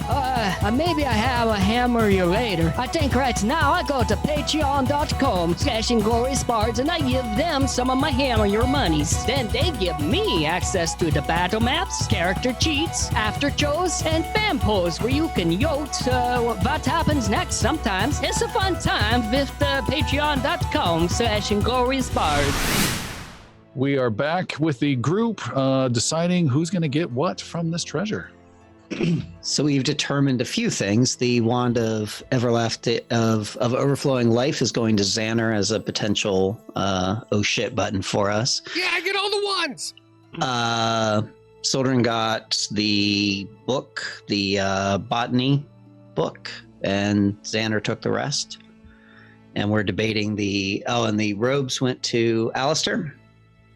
No, Yaru. Yaru, sorry. I'm a little cold. I could use some robes. And we're debating the boots at the moment. The boots of greater elven kind. Yeah, Palik's got pretty ridiculous acrobatics. She'll take them, but I mean, Do you have magical boots? no. All right. That would make sense then. Be super ridiculous. Okay, Um, Tom, I'm having. This stuff isn't dragging over. What am I doing wrong? Drag over perfectly. Act for me. maybe refresh your browser or something. Yeah, just refresh it. Regarding the warming gloves, I don't really know. Again, Palik or somebody else can use those. I can't use them. Xander already put them on. Xander, again, if he wants them, they might burn off, but I don't really need these if someone else needs to keep their hands warm. Nimble fingers. Sildren, you want them? I mean, sure. I mean, I Yeah. again, Might I as could well. use them, but I'm not too. We almost don't need to take them, I This guess. is a wizard's life work. Let's just keep them in general Okay. inventory for the moment. Yeah, let's put them in the holding And we bag. don't have, and they might be somebody that Eye of Apprehension and Mhm. the Talisman Cord would make sense to go together and to go to Palik. The vanishing coin too should go on the talisman cord. Can you do more than one? Yes. Oh, wow. Yeah, the Vanishing Coin, I think Palik was getting anyways, because is she the master of stealth? Yeah, Right. and I was going to say perception, right? Yeah, and well, the Eye of Apprehension, Piercy is also master of perception, but he'll often defer initiative, Yeah, so it would right. make sense to go to Yeah, so in that case, you Philippe might as well well. take the talisman cord and attach both of those.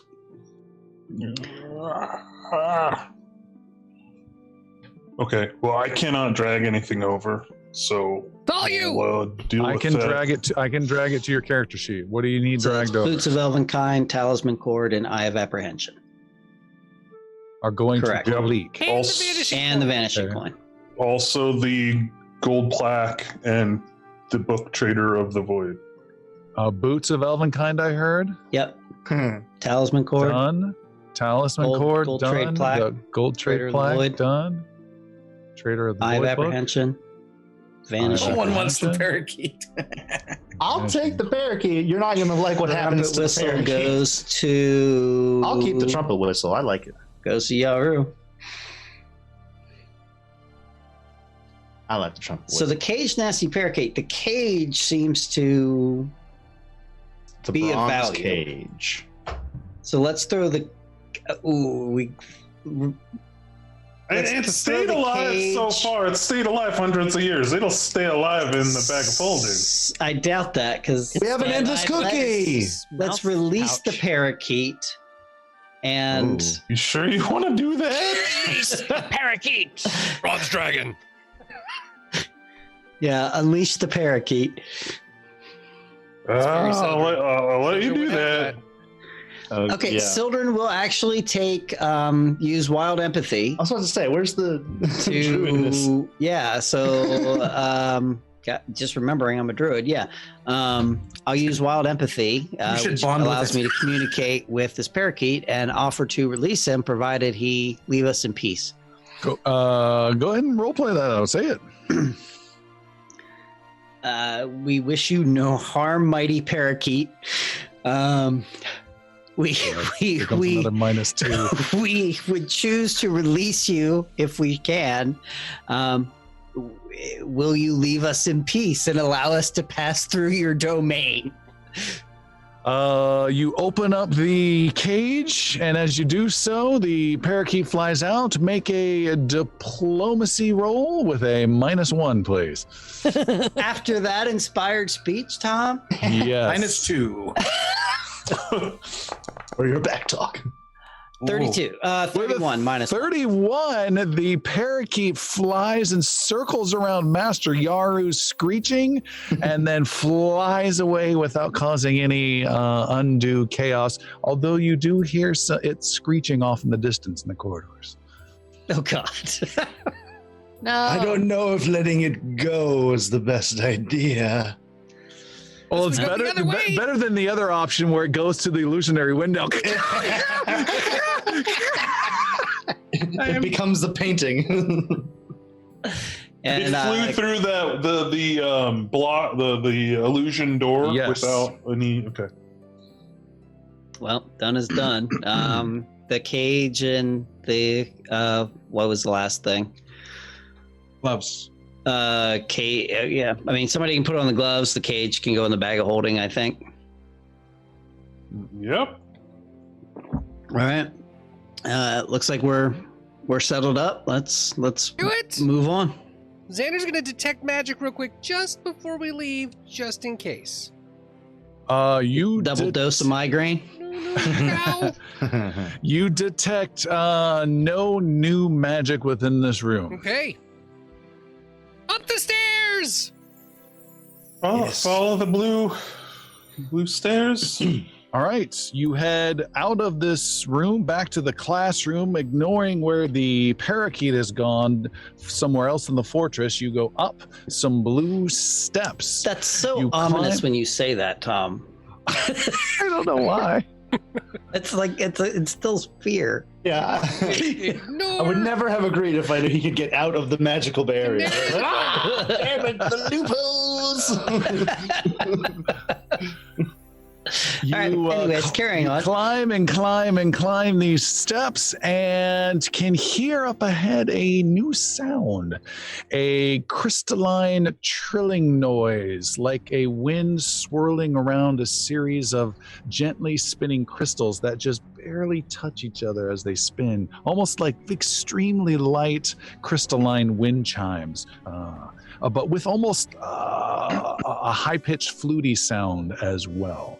And it seems a little cool as you climb up and up these steps. Are we still in Palik leading stealth formation? Yes. Palik first, Brenros back. Palik, go ahead and make a stealth roll.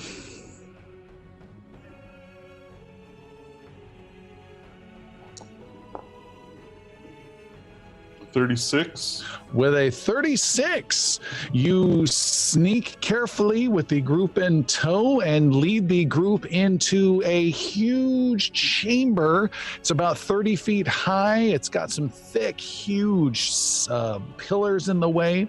The floor is about half covered in ice, and you can see there are other figures in this chamber. There are more of these Colium guards, these dragonkin. They are, some are on the ground. There are a couple that are flying briefly and hissing at each other in their draconic communication no one knows the language of. And that is what you see. No, you also see there is a small a couple small steps to a raised section, and raised is a strong word. It's like 2 feet up. Further up on the other side of the room, and then again, maybe 50 feet, there's another raised, a couple steps to another raised section, and they're little blue steps, so they're very hard to see. Some of them are covered in ice. See little blue steps that end at a big door at the far end of the chamber. However, you've got a series of these Colium guards that are flitting about, and I'm going to show you a map that you must contend with.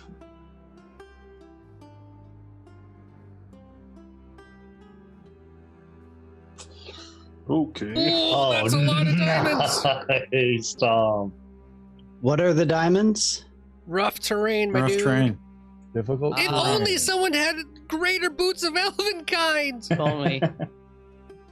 Well, what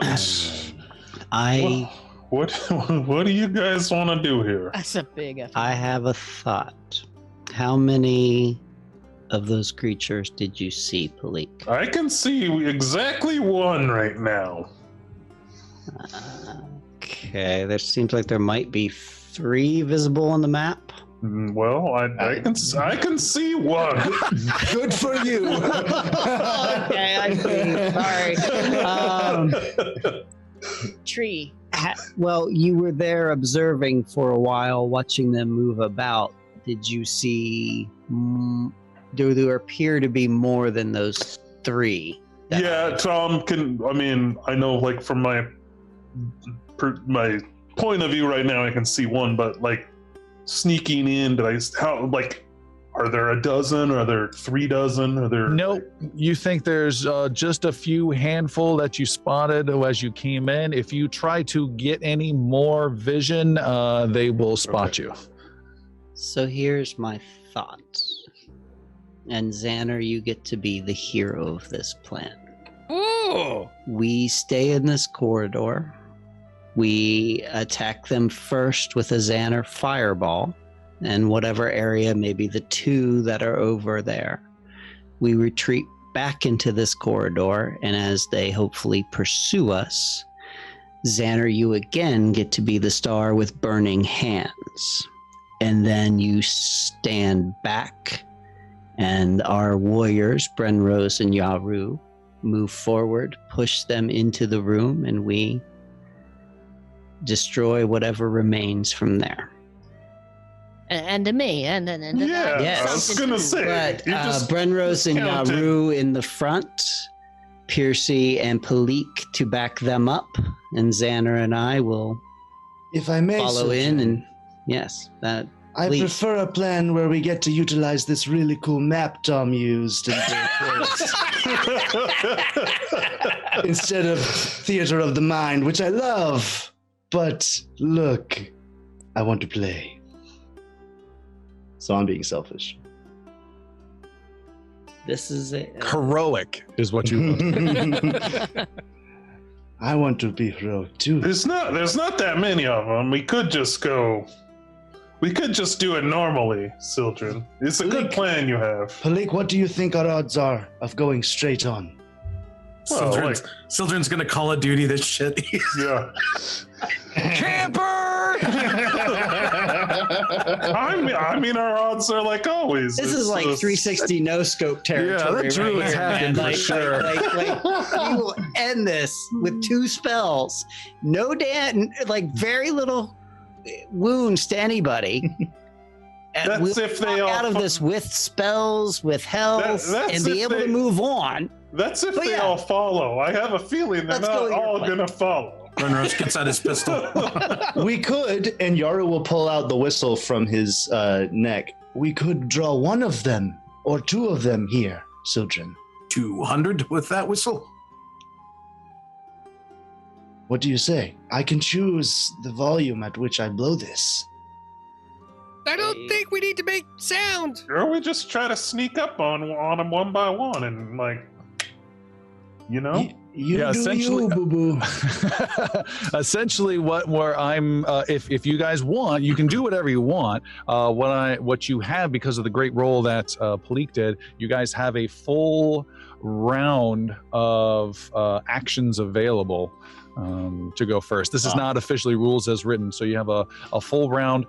Essentially, I will, and it's not quite that. That's D&D 5th edition. What'll happen is you guys will roll initiative, then we ignore initiative. Don't move anything yet, please. You get a first, we'll roll initiative. You guys ignore initiative. You guys then go in any order that you want before they go, and they will be considered flat-footed as well for the first round. They still get to go at the back half of the first turn. Then we see what happens with initiative after that.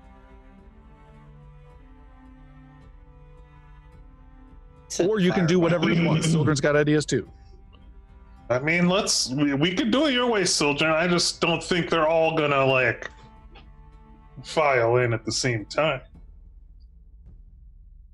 perhaps. But utilizing Xanner's, these are very susceptible to fire, so it's a. At the very least, we need to start with a fireball, I think. You guys are lucky Avius is not here right now. The fireballs would already be thrown. all this chit chat. Or chicks, for that matter. One time I would want Avius to be here. All right, what do you guys want to do? We can go with Sojourn's plan if everyone's on board. I want to blast them with fire. Just surprise them, toss a fireball, and then let what happen after it. Let God sort them out. All right. So when it says go, Xander will throw a fireball into the middle of the room on top of 2 dragonkin that he can see next to each other. Okay, then we are going to start combat, and you guys all go first. And it sounds like Xander wants to be the first one up. Or we could just try to sneak through them all. No, it's too late. It's me. Xander, what do you want to do? Casting fireball. Casting fireball at 2 in the middle of this room. 2 of these Colium guards blasting huge fire arcs out, catching them by surprise with a big blast. And they have to make reflex saves, correct? DC 29.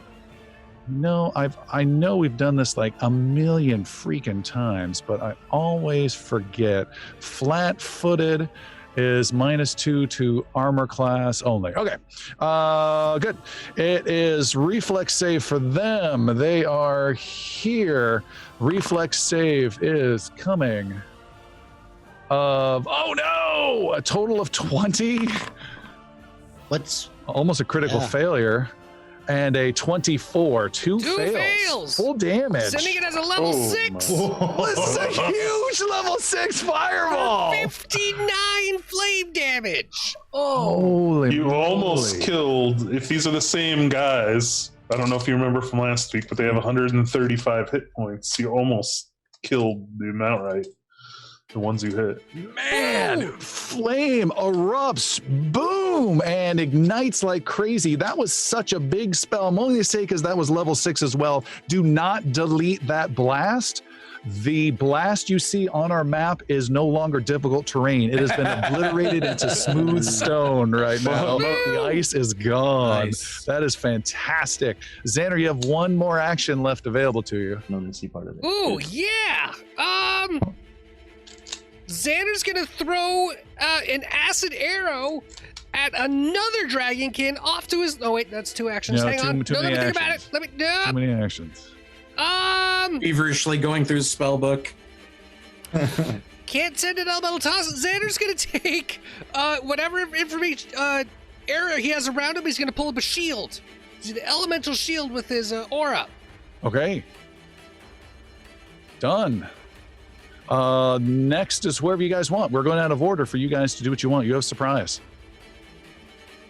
Could Piercy's after you still work in this situation? You can go last intentionally. Yes. All right. That is bizarrely interesting. So both goes After you, After you. Can you And just- after you. Can you describe the chamber one more time? I can see how wide it is in dimension.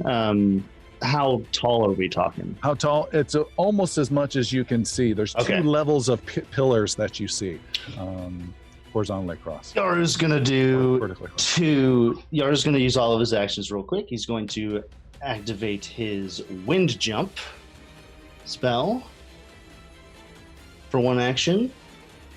And since we leveled up, his wind jump has improved significantly. You guys now see little Hermes wings on the bottom of Yaru's feet appear, and little golden wings appear.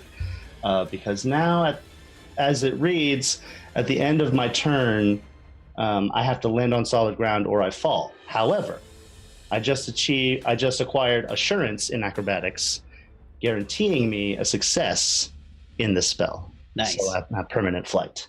Nice. I had to explain that once for our viewers, so for the future reference, I can fly. Also of note, he can visually, fly. Visually, there is a cooling mist rising from the ice.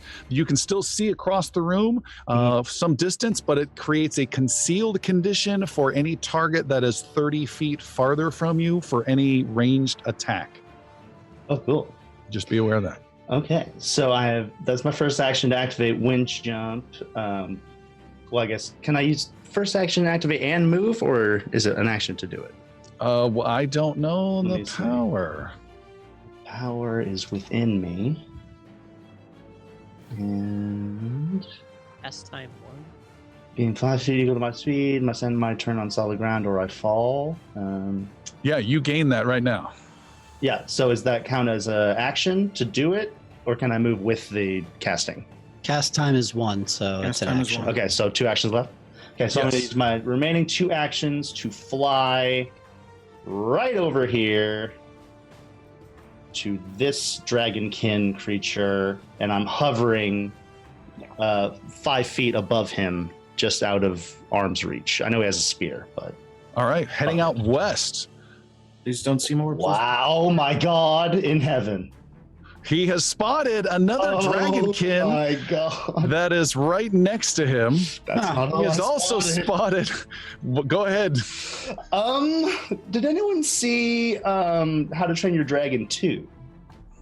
Nah. Okay, well, there's a very large dragon in that movie. This is a frost worm, a giant worm with big pincer mandibles in the northern section of the chamber that Yaru just barely sees as he flies across the room. And I do plus 5. Should have gone with my plan. Just saying. Okay, anything That else? is my turn. All right, and who I'm else? Just putting in. Do I do that? Go ahead, next person. 5 feet in the air. Palik she's going to move up here first. Oh my god, that thing is massive. Uh-oh. Yep. Uh-huh. All sorts of surprising sounds. Good times. Yeah, we got problems. There!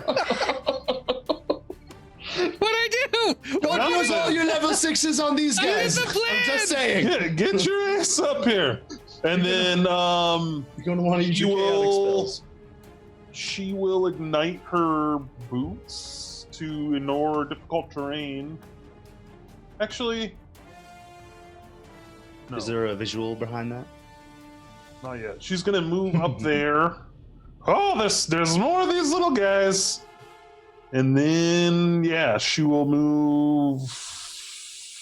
So I'm kind of circling around this huge pillar that's in front of us to get a lay of the land. Right. And I'm going to be just on the other side of opposite this pillar.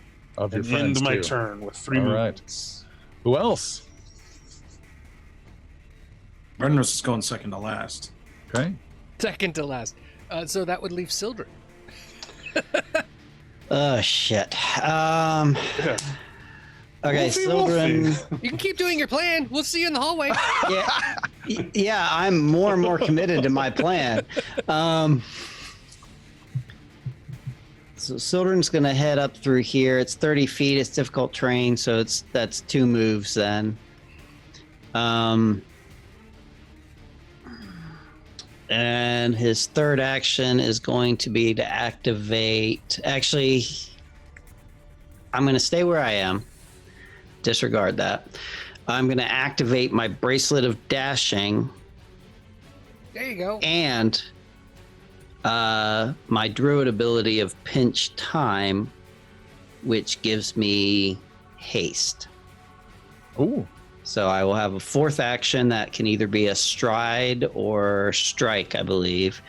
And then I'm also faster than I was. I have an additional 5 feet of movement, and Shunka will be behind that pillar going F this, F this, F this. Brenros being second to last. Brenros is very curious what all the panic is about. That is... That's 40 feet. That's 50 feet. And I gotta go around this.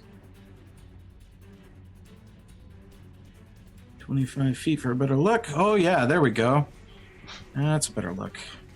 Keep in mind, Vital Beacon's still up as well. I think we're gonna go here behind this pillar, and I'm going to... Do I have to declare taking cover, or is it assumed? There is cover that you gain. If you take cover, you gain additional benefits from the cover. Gain additional, okay. From here, I am taking cover. I am watching this dragon here. And All right. end my turn. All right, so standard cover becomes greater cover, which is a +4 bonus to armor class and reflex saves against area effects. Okay. Nice. Okay, and then before Piercy goes, he has done an after you, so a bunch of the creatures go. The giant beast does nothing but slowly rotate its head and look at Palik, tasty Palik, still some distance away. What is that, like 80, 100 feet away? There are 2 agitated Colium guards who are flying slightly up in the air, and they just got blasted with a fireball. They are throwing, let me check the distance. Oh shoot, that's pretty far. They throw their ice spears and are able to create new ones from their hands. They throw and then crackle another one in their hand and throw, but they don't get the massive rapid attacks they do when they're doing melee. They are not affected by the fog that's going through. They can see through it clearly. However, these are not the most balanced weapons, so they are having some range penalties. Short story long, Palik, you're getting attacked a couple times. Good luck. Here you go. That is a 30 to hit Palik. Palik, 30 Palik to is hit. stunned. She's quiet. And muted. No, I'm going to use my nimble dodge, which is a reaction to up my. I got a +2 circumstance bonus to AC, and that attack will miss. Okay, great. And then the second attack comes in, and that is, oh my god, that's a 17. And the third attack comes in, and that is a no good 18. It's just ice spears just crash and shatter against the giant pillar behind you. The other Colium guard does the exact same thing. Multiple spears of ice thrown at you. That's got to be a hit with a 36. And probably doesn't matter, All but right. the other two were critical fails. I don't know if that has any impact. Okay. No. We won't worry about that for now. 20 points of piercing and cold damage dealt to Palik for the first one. Second one comes in with a 23 to hit, and the last one I'm sure is going to miss. Maybe not. No, 26 to hit. Okay, ice slams all around you, behind you. One does connect. There is another Colium guard who is in the northeast that some of you may see, but not all of you, and it flies and hides behind another pillar. There are two to the west that are next to Master Yaru, and they swarm around you, flying up into the air. At least one does, and that is what right here, 5 feet. And they have flanking on you and stab at you, my poor monk friend, with their ice spears and with Draconic Frenzy with multi-attacks. Ooh, that roll just kept on rolling. That is a 38 to hit. That hits. Does hit. You have been hit for not too much. 22 piercing and cold. Second attacks coming in. You're not wearing a robe? I thought you were 31 or some such. It is 38. Oh, okay. Not a critical though. Okay, yeah. 20 to hit. No, sir. And 29 to hit. Not anymore. Oh, that would have hit. Nice. However, there's not just one. There are two of these guys. He also does Draconic Frenzy, stabbing repeatedly at Yaru. That is a 28 to hit, followed up by a huge 34 to hit. That does it, yes. All right, and its last attack before I roll damage is a total miss. It is 28 points of piercing and cold. Huge stab on that last one. That is it for... Yes? Oh, I was just saying I'm getting hurt. All right, that is it for the enemies. Last this turn is Piercy von Skeetenlever. And don't forget you have temp hit points, everyone. Oh, sorry. Oh, that went away. It should take that from you automatically. Oh, did? Okay. It did not.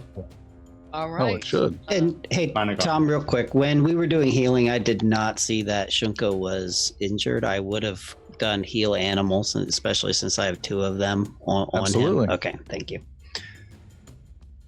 Let's begin. And by the way, and sorry to interrupt, you guys spent a lot of time in that mage's study, so you were able to get back one focus point for anyone who needed it. Okay, yes, that's great. Heading out. Good luck, Piercy. Yeah.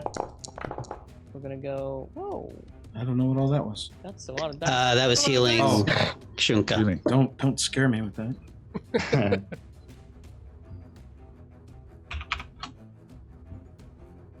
It's in the wayfinding system in the foundry. Nice. So you're running around like crazy around this big pillar through the ice, heading straight north, it looks like, towards the beast, the giant beast. Where's the beast? What's everyone talking about? It's not letting me move. I'm heading this way. I can just move you there. Is that what you want? Thank you. Yep, that works. So that's 2 moves. And oh my goodness. It's a big worm. Oh dear. And he just decides to head for it. So he's going to That's a free action from Brenros. It's a reaction. It's a reaction. Burn your reaction in shock. Well, actually, he's going to move over here with Philique, and that'll be his third action. All right. It is a new round. I'm rolling initiative, except Piercy, you're automatically going to the end of this initiative, is what we're house ruling here. Ugh. And Piercy got top. Yeah, he did. All right. Oh, man. First up is, let's get our turn order going here, is this guard who is at the top. No, where is he at? I can't see. Oh, he's the one next to Master Yaru. I see him now. He is going to... He sidesteps. He's going to take a step around and get rid of that flanking bonus and then breathe icy mist all over you, my monkish friend. Okay. You are, I'm sorry, not icy mist. He explodes that ball of liquid ice behind you, and it catches just you. You need to make a reflex save, 27 or higher. Oops, I rolled twice. I'll take the top roll. That will be a 36, and any success is a critical success. Really? Yeah. You take absolutely no damage and bend with the wind. I fly around it. Yep. Oh man, and the ice goes everywhere but around. Maybe there's a little dusting on your shoulder. You just dust off. Holy crap, that was sweet. It's really more just like I'm tumbling in the air and can't figure it out yet, and I just by happenstance miss all the ice. Nice. All-American hero. Next up there is Sir Brenros. All Verennian hero. Thank you. All right. Yaru is going to need some assistance. Oh, by the way, Sildren and Xander, you guys can hear some distant hissing of these Colium Dragonkins from the passageway stairs you have come up from. Was there not two guards? Was that not just one that just went? Just one this round. Oh, okay. The other one hasn't gone yet. You think you're going to be fine, Master Yaru? I said, are you going to be fine, Master Yaru? It's very windy over here right now, Brenros. Give me a second. Gosh. Yeah, if you could get over here. I mean, it's kind of hard to get over here. I had to fly, but the help would be very welcome. Well, this is not going to be easy. Quicker to go around. Don't forget you got elven boots. I do, but and there's remember to giant dragon in here, and yeah. There is? Who keeps saying dragon? We gotta. I don't know the difference.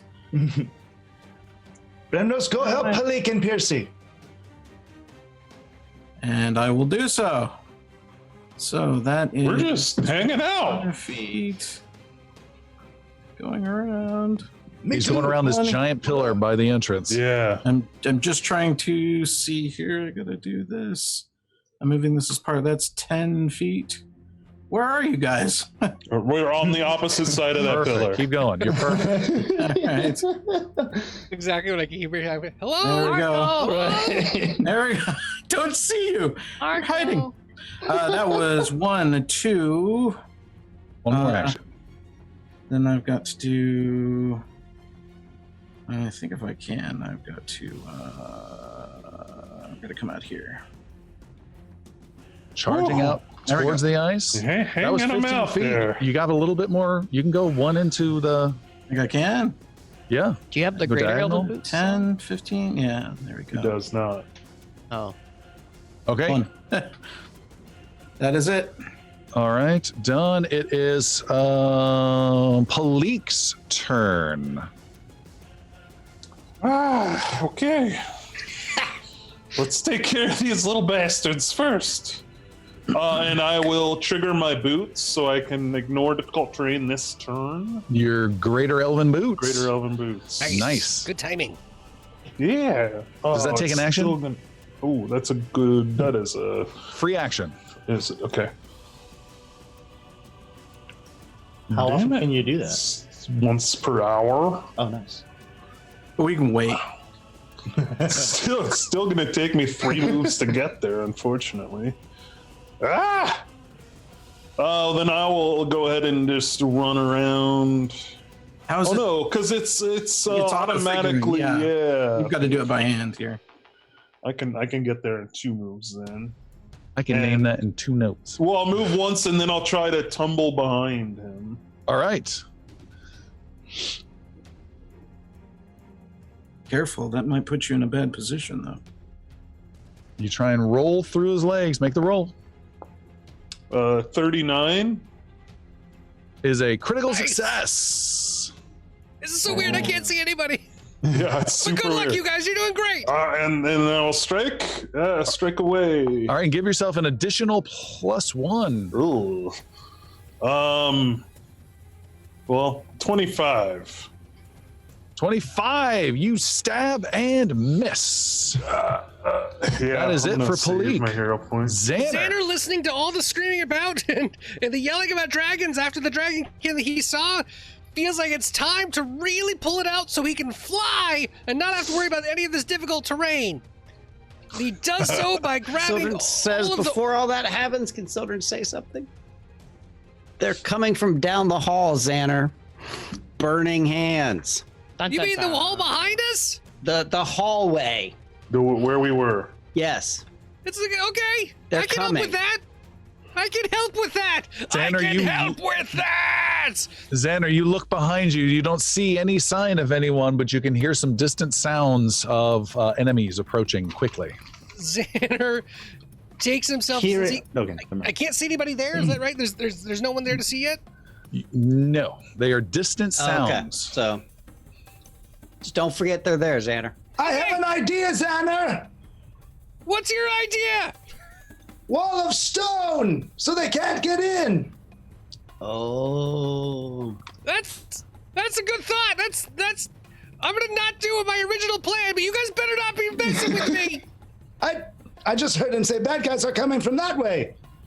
Do what you want to do. That basically Hiya! takes Xander out of the fight, Hiya! but it keeps more people from coming to the fight. So Not if he just blocks the. Yeah, just The block entrance we just came the through. passage. Which is pretty much what Xander's gonna do. That's what I'm saying. Yeah, wall of stone, the way we just came. Yeah. So Xander will cast Wall of Stone and cover up the doorway Nice. across the edge and just put a giant wall right there in front of it. Okay, stone goes solidifying all around. It's a level 5 spell, pretty powerful, Sure right? is. All right, and you have completely locked up this wide doorway into this area. They can get through it if they can smash and smash and smash, but it might take some time, and that's a great use of that spell for sure. And you have an action left, Xander. I don't. Don't The you? Wall of Stone takes all Oh, it's a 3 triple actions, action. so it's just Okay. There's one of these draconian Colium guards that is next to Palik, and it is the one you just tumbled through, and it is wounded like crazy because it got blasted by fire, and it is going to blast ice at you, my halfling friend. You need to make a reflex save. 33. 33 is a success. So it's a critical success. God darn it, and the ice goes everywhere. It does not affect you whatsoever. The dragon then strikes you just once with its spear then, as it summons another one. Can it get a hit? Possibly a 29? Oh, that is my AC. Ooh. Oh, but I could use my reaction to up my. Yeah, I'm going to use my reaction to make my temporary AC 31. How so? With that same, what the hell is The it nimble called? dodge? The nimble dodge. You can do that every freaking turn? Just burns my reaction. Reaction. That's yeah. huge. It's reaction. That's huge. That's super sweet. That's so sweet. I'm double checking. Nimble dodge. Trigger. Choose an attack. You are not encumbered. You get +2 against the attack. Yeah, you just got to burn your react. That is awesome. Nice. Misses. It is Yaru's turn. Yaru, you are still battling 2 of these guys around you. Yeah, as the guy blew ice and I dodged it, Yaru just kind of looks down at him and says, "You must be like a feather in the arms of the wind." And I will do a flurry of blows at him. Okay. See if this is better than the last one. 27 and a 23. Not great. First one hits. First one hits. Right. So I say, "Be weightless. Whoosh. Let it take you places that are unknown." And I will That is awesome. Sail away, sail away, sail away. Damage. Oh, sorry, I hit that button again. Damage. 16 points. 16. Of damage. Is that the person on the left or the person on the top? It was the one that threw the ice at me. Okay, and that is a little bit of fire, which 3 does points of fire. which does a lot of extra damage to it, almost doubling the amount of damage you just dealt. Okay, and remind me which one that was for the top one or the Top one. Okay, awesome. That was one action. Yeah, boom! There's a flash of flame. The creature screeches. My second action, I will do a 1-inch punch. I will attempt. Second and third action. Second and third action, yes. I will Big attempt wind up of a punch. I'll just do the second one. The second. Yeah. And 28. Negative. This is your third attack. Because it takes 2. You did flurry, which gives you 2, so not necessarily the best combo. Maybe next time. Oh, right. Sorry. Yeah. Right. I should remember that. Sorry about that. But 26 then. 26. The big 1-inch punch misses. Does miss, and it makes me do a somersault in the air. Brenros, I need you to make a perception roll real fast, please. No. Okay. Luck. Oh, perception. Here we go. Is 27. Never mind. Forget I even asked you to do that. Palik, you are. No, what do you see, Red You have a second of these draconian Coleum guards come behind, get flanking on you now, and it sees the uselessness of how nimble you are and does not breathe on you. And with its second and third action, does its triple attack draconic frenzy. Here comes an icy spear for a 33 to hit. It's Second attack is a miss with a 23, and then a little tail attack that never seems to connect. Let's see if we get lucky. Not a chance. That was almost single digits, but he did get one hit in.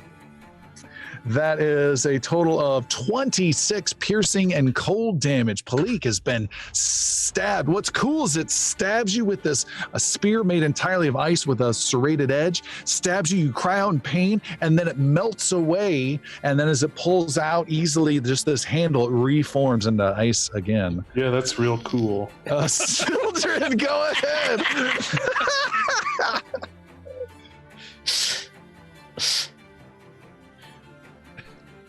Sildren, your turn. me. Okay. Sildren has a current move speed of 45, so I'm heading up to the. I'm going to head west, then north, then east to avoid the bad terrain. So that's 20, 30,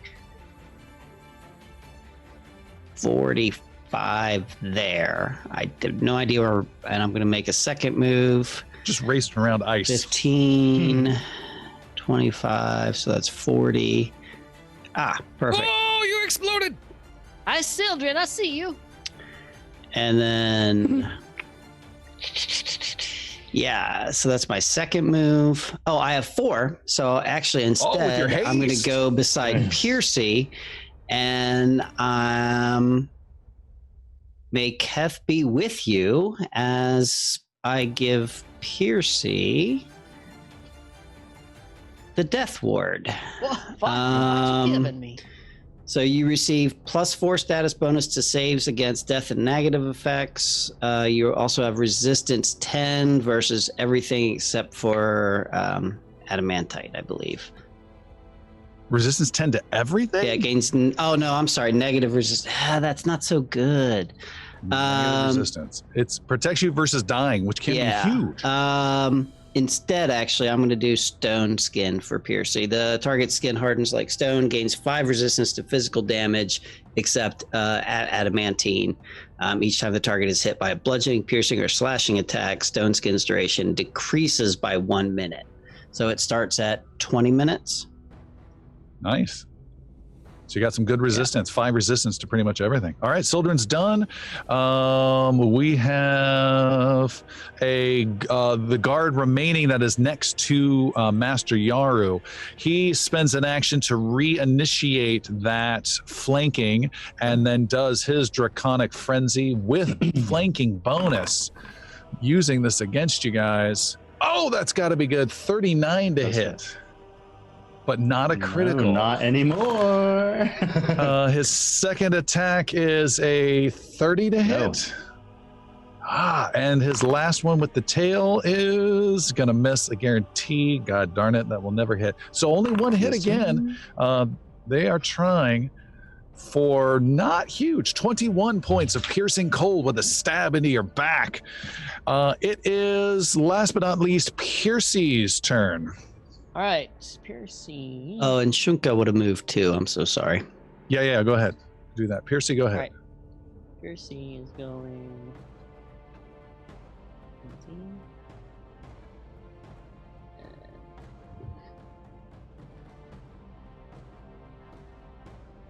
40, and that's one move. He's going to tumble behind this guy to the northeast of Pleak. Okay. So there we go. And I need to do acrobatics roll for that. Yep.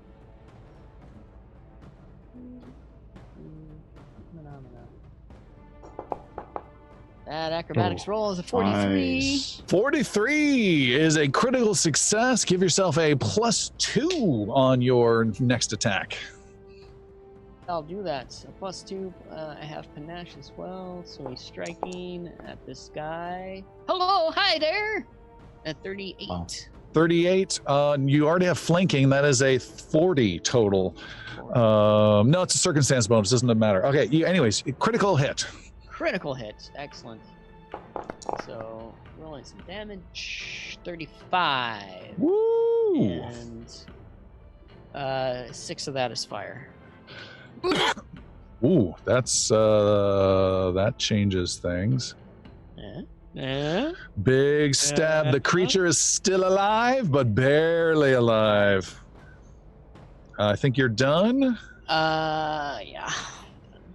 Done. We are back up at the top with a bad guy who is next to Yaru. Yaru is essentially just getting like 6-7 attacks on him, almost back to back. This other dragon guy comes stabbing at you repeatedly with a 31 with flanking. That is my AC. It's not a ranged attack, is it? It is not. Okay, that is my AC. Hits. That is a 19 to hit and a 28 to hit. No, just one. Again. Another single attack is 19 points of piercing and cold. How many hit points do you have left? Minus 19. You're hanging in there. I have 67. All right, and he has one action left remaining, even with that triple attack, and he flies away. Okay. Around and heading more towards the central section of this main chamber with some orders that have been barked out. And now it is time for Sir Brenros to go. Do we know where those orders came from? The ones right around you, Palik. One of the ones next to you just barked him out. Okay. That is coloring on there. It's terrible. Up. Gotta zoom in. 10. That goes to 30. Ouch. Means I can only move there. Don't you have the elven boots? I do. I was hoping not to use them right away. Well, screw it. We'll go ahead and do it.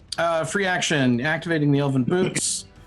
Then I will just tear through here. 5, 10, 15, 20, 25 puts me there. Racing with ease. Lasts for just at the end for one turn. One turn.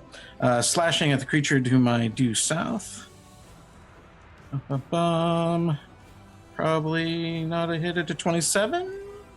27 hits. Fantastic. There's some damage for you. 14 points. 14. You have another action left, I think. And I will raise my shield. Okay. Done here. There we go. That was you. Done. It is the giant frost worm's turn, and it will take a turn. Let's see how fast. Any guesses on how fast this sucker moves? I mean, it's a worm. you It can't be guys- that fast, right? I'm gonna guess that's a trick question. It has 2 different move speeds. I'm gonna guess it teleports. It teleports, doesn't it? It flies and it teleports. It moves in. It moves in, ignoring the ice, and it comes charging in towards Sir Brenros. And comes right up. It consumes you. I can see Back up. Hold on. We have token issues. That's oh my God. Brenros, take a point of damage every time I am on top. Okay, we're fine. This worm comes racing right up to you. There's frost dripping out of its mouth, huge mandibles. It is quite an unpleasant experience. And but it doesn't get any attacks on you as it covered all that distance. Palik, you're up. Okay, so I'm sandwiched in between 2 of these guards, and then that big worm's right there. I'm going to strike at the guard to my northeast, the one that is almost dead. Yeah, you got flanking with your musketeer friend there. Oh my God. 26. 26 is a miss. Yeah. Palika, you missed him. Yeah, and then I will. This is not what I wanted to do. Strike again. Good luck. God damn it. 26 is a miss. Yeah, you did the same thing twice. Shall I see 3? Yep. God damn it. Maybe it'll work a third time. Yeah, we'll see. Hey, how about a 30? 30 is a hit. Jesus. Shing, shing, shing. Can only move so fast. Oh, that's still so many dice. 24 points of damage. 24 points. All right. Destroys that creature. It dies bleeding on the ice. One of the worst ice capade shows ever, by the way. Bleeding on the ice. That's man, that was terrible. Terrible turn. Xander, Good job. you're south by the door you've created. Yeah, and I just watched this giant ice worm come into view. That is terrifying and huge. That's the first time you've seen it, Yes! right? It's been hiding this whole time. It's awful. And as a reaction, Xander's gonna change his form. He's gonna take his aura. He's gonna bring it in. He's gonna start gluing it to himself and start attaching itself, and it makes his form change, and he goes a little bit different. It goes from the normal black into a red as it grows and grows even further, and Xander's going to transform himself into a red dragon. Whoa. Oh, what? Yeah. Xander takes dragon form to become a large red dragon. What? And starts flying. You should have taken the books. Right at the worm. Hold on a second, Xander. I'm doing it for it. I just double checking. You're doing dragon. Is this a new thing? You're doing It's a red. level Is that 6 right? spell. Correct, red. This is why it's important to stay to the end of all the leveling sequences. Oh, yeah. Hey! What? Oh, yeah, let go of your toe. There we go. We were all There's sitting his there going, token. "Oh my god!" 2 level 6. Yeah. Nice. Dude, I'm crying for you right now, Jeremy. That's so cool. It is intense, and I'm gonna go a full 100 feet because I can fly, Wow. which means I'm not touching the terrain. Xander's a mini red dragon, wings, fire, flying across this ice. Yeah, what's his size? I am large. Oh shit. So he's like 12, 14, 15 feet tall. Not a huge dragon, but still impressive. And I start flying right at the ice worm, and that will end my turn. All right. Wow. Very impressive. There is a Colium guard next to Sir Brimrose and Palik. He is going to continue. No, he's going to strike at the old knight who just raced by. And you are attacked with a no. He is going to try his luck and explode ice right behind you. You need to make a reflex save. Reflex save. 27. Dun-dun-dun. That should do it. 32. 32. You take half damage. 19 points of cold damage instead of the full 38. You take 19. 19. Good there. And then that was 2. It will then strike you once with its spear with a 25 to hit. That will not succeed, or it just glances off this tiny little buckler that I have. Yeah, I know. That I'm holding on. Nowhere near as epic as I keep thinking it is. Master Yaru, your turn. Oh man. I don't incredibly much care for the fact that this gentleman flew away from me. So we're gonna go 50. Oh yeah, there we go. I'm flying. I'm flying, so it's saying that's still difficult terrain for some reason. But it should be 25. 25. Yeah. 25 feet there. And then I will go, let me go 25 feet there so I can see what's happening. Hello. And this is the guy that flew away from me.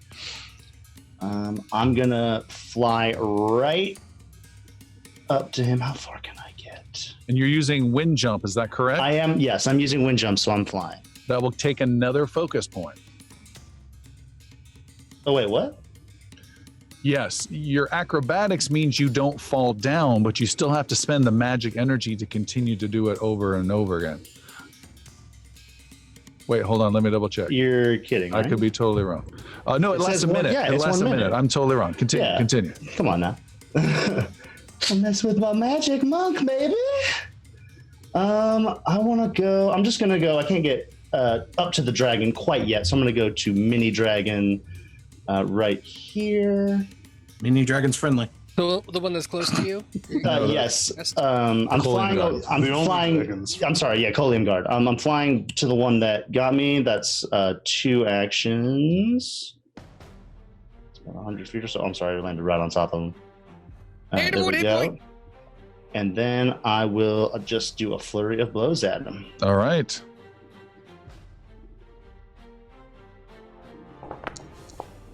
It blows. All right. 27 to hit the first, 24 to hit the second. 1 hit. All right. Oh, and he's, I forgot to mention, they have to make fortitude saves at the end of each of these. Okay. I'll just do that from now on. 2 points of fire damage and a fortitude save. 17 points of damage is dramatically increased as this flame erupts around him. He needs to make a fortitude save to resist a mild stun slow stunning thing. effect of DC 24, I believe. That should be super easy. Yeah. 33. Okay, of course. Okay, Master Yaro's done. Yes, that's my turn. Sildren, you're in the middle of all this chaos. What are you going to do? Jesus. So Sildren will move 15. And I see Dragon Xander for the first time, and I say, "Holy shit!" 15. There's 2 of them! And then second move, let's do 15. So that's pretty much where I need to get. That's 2 actions, but I have 4. I'm going to cast a. I am going to heal Palik for. Let's see, what healing spells do I got? A level 3 heal. Healing for 32 points of damage. Ooh, that's tasty. Thank you. And Shunka comes in and attacks the badly injured Corium guard. All right. With flanking bonus. With Yeah. flanking. It's going to be a 32 to hit. Is a hit. All right. Get him, little doggy. Where the hell's the damage on Shunka? Get along. Episode True to the title. lyrics, you guys. Sorry, trying to find where Shunka's damage is. There we go. Got it. For 14 points of damage. 14 points. And that'll be Nice. Sildren's turn. Got it. Sildren's done. It is. Cannot get it going. There we go. It is the Colium guard you left behind, Yaru. It flies and flies away and flies and it stops and wastes its third action upon seeing a red dragon. They are not happy seeing a red fire dragon within this space, and it just comes around the corners like, "Wah!" and stops and loses its third Like action. Terminator 2 when last- she fucking sees a Terminator. Slide into the I should floor. probably introduce you to my friend. Piercy. All right, Piercy says, "Okay, Nancy Caraverm, Tanya Harding is after you now." And Jesus.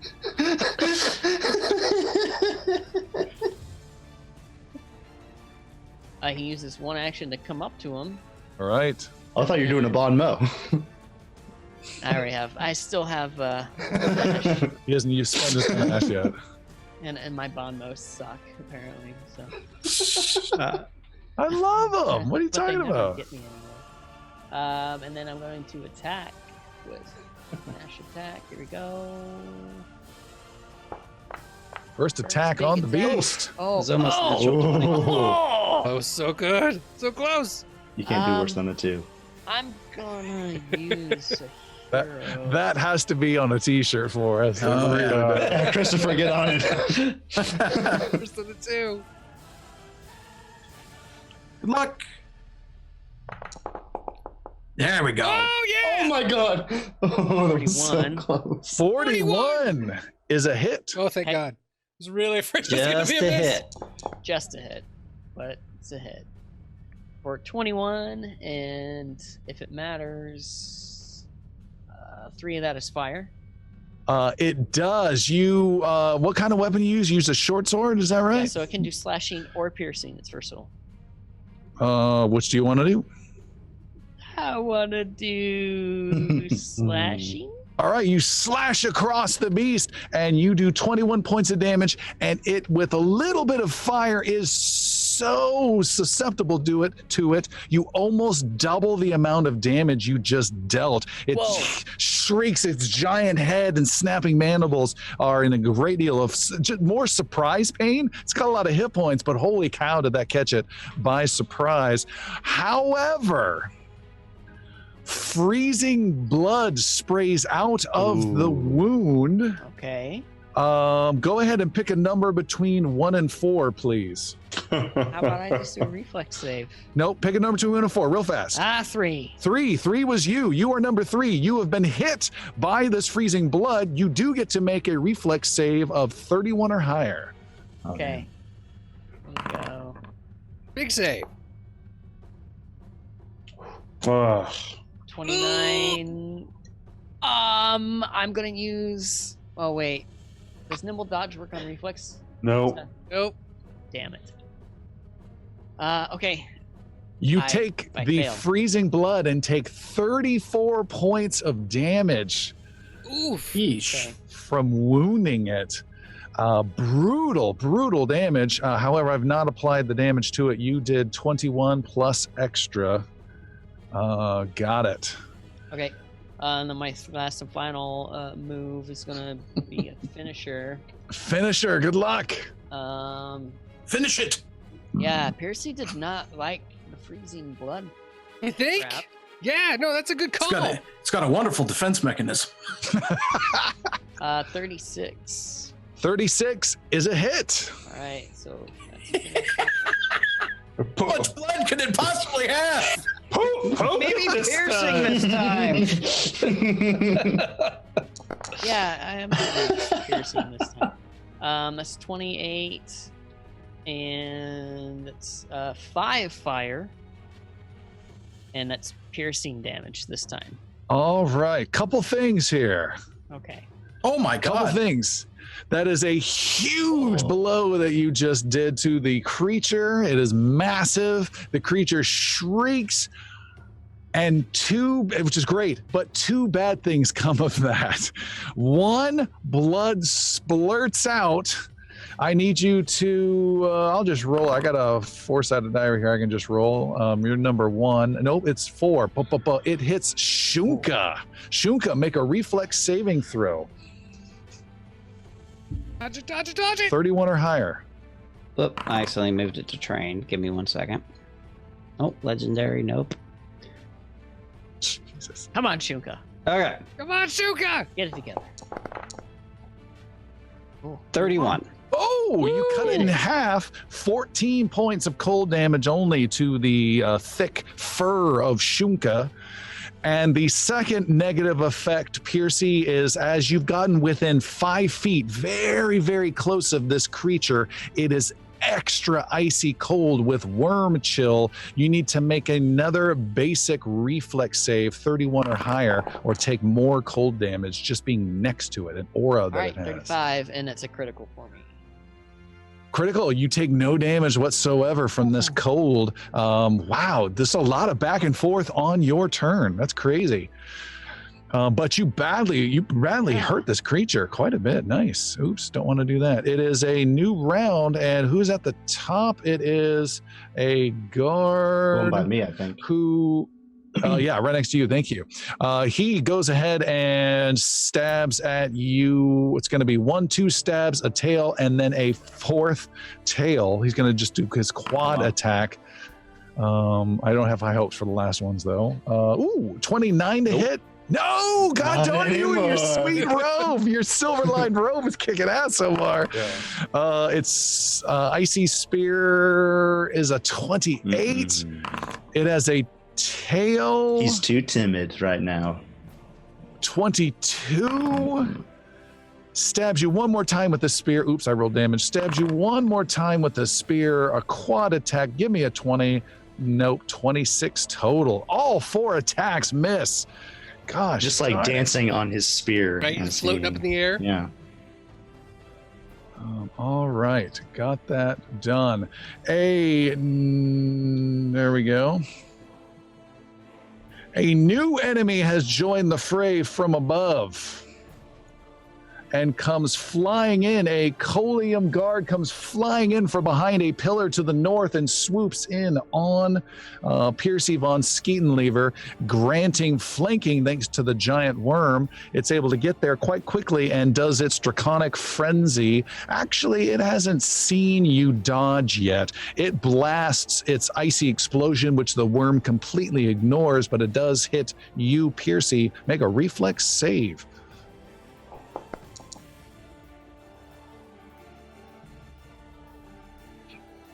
34? 34, Piercy, is that 34. correct? We can't hear you. We're going to say 34 is a Yes. success, critical success. You avoid all the damage, and now it knows what you are capable of. Sir Brenros, you are also toe-to-toe with this beast. The cold you are starting your turn in also affects you. Make a reflex save of the worm chill. 31 or higher reflex save. Bum, bum. 33. Wow, pretty nimble for the old guy. You take Nice. only 7 points of cold damage. All right. Flips on the ice and does the splits. And then it's your turn. All right. Taking Shield is 7. down. Go for it. Shield is down. Right. There we go. I gotta take a slash here, don't I? I'm gonna attack the guy due south of me, the nasty little Colium guard here. One quick slash with a 35. 35 is a hit. 35 is a hit. There is the attack. 13 points of damage. 13 is a I have a small question really cut. quickly.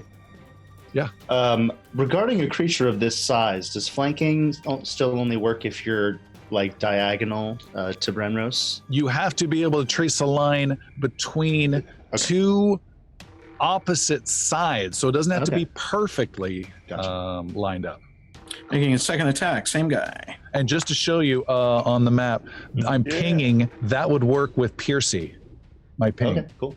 36. Wouldn't that work with Brenrose too? Yeah. And Brenrose, yeah. That's cool. Whereas this ping to the corner would not work at all for anyone. Okay. Because there's not two lines that you're intersecting. Okay, cool. Brenrose, 36 is a hit. I'm sorry, on whom? Same guy.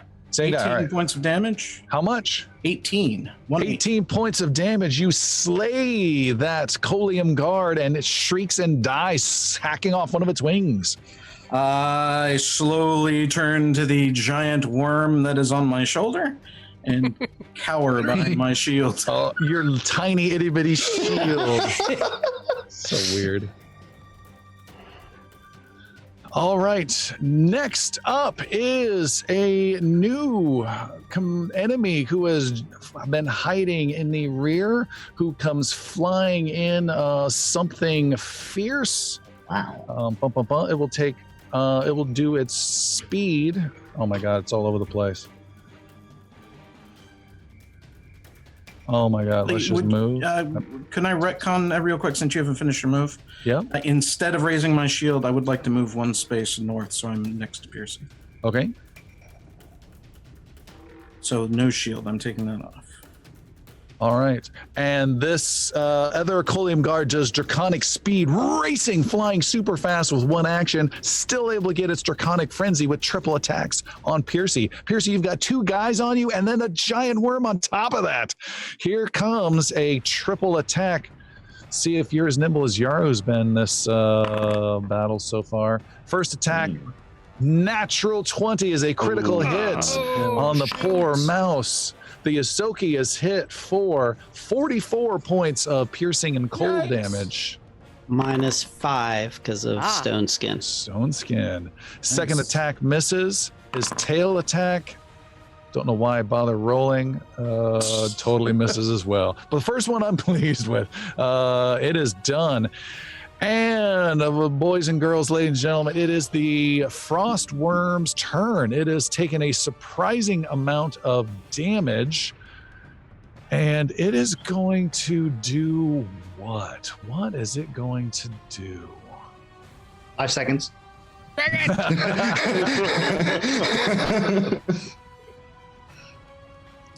It is going to move away from the fight. Oh, that little bastard.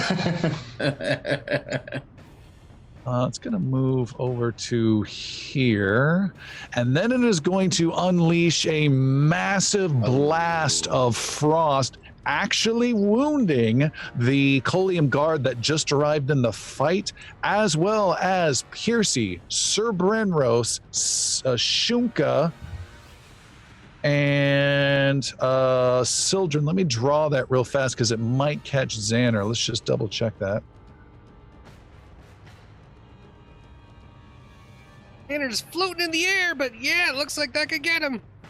Yep, and catches Xander as well. So everyone needs to make a 34 reflex save. Just need to know if you succeed or not. 34. Fail for Brenros. She disappeared. Reflex. Sildren failed. Xander, natural 20. natural 20 for Dragon Xander. Ooh. Philippe. Oh, that is so good, Xander. Dodge and add +2. That is so very needed right now. Oh wait, no. Yeah. For the fire dragon to get that. Yeah, Piercy, that's only for armor class. So you looks like a fail for Piercy. Everyone fails with Xander, who critically succeeds. That means 45 points of damage of cold to those of you that are hit. And don't forget, no, that doesn't apply to you. It doesn't apply. Why can I not? Oh, I'm in the wrong mode. 45. I also need to deal with this little dragon dude as well, right? Come on. There we go. He fails and he takes 45. Hold on. He might have immunity. What am I talking about? He is completely immune and takes no damage whatsoever from it. Do I only take 40? Since I have stone skin? No, it was physical damage only. Yeah, piercing, slashing, bludgeoning. Right. And Shunka also got caught up in that. Yeah, I didn't roll for Shunka. Let me do that right now. That was reflex. And then Palik, you're up. 33. So half damage. No. It was a 34. Oh, okay. All right. Almost. I had already done damage for Shunka anyway. Okay. Palik's going to move up to the northeast here to flank this little shit goblin. This Scullium guard. Unwounded guard. And do some That is damage. titled the Unwounded Guard? That's not right. 29. 29 is a hit. Woo! And I can just imagine Jeremy right now inside your mind going, come on, turn counter. I'm a dragon. Yeah. I'm so close. Get me there. I'm so close. Amazing. I'm going to say Jeremy. 23 points of damage. 23 points of damage with some electricity. No fire is a hit. I want to strike again. you go. With a 38. 38 is a hit. Just a hit, huh?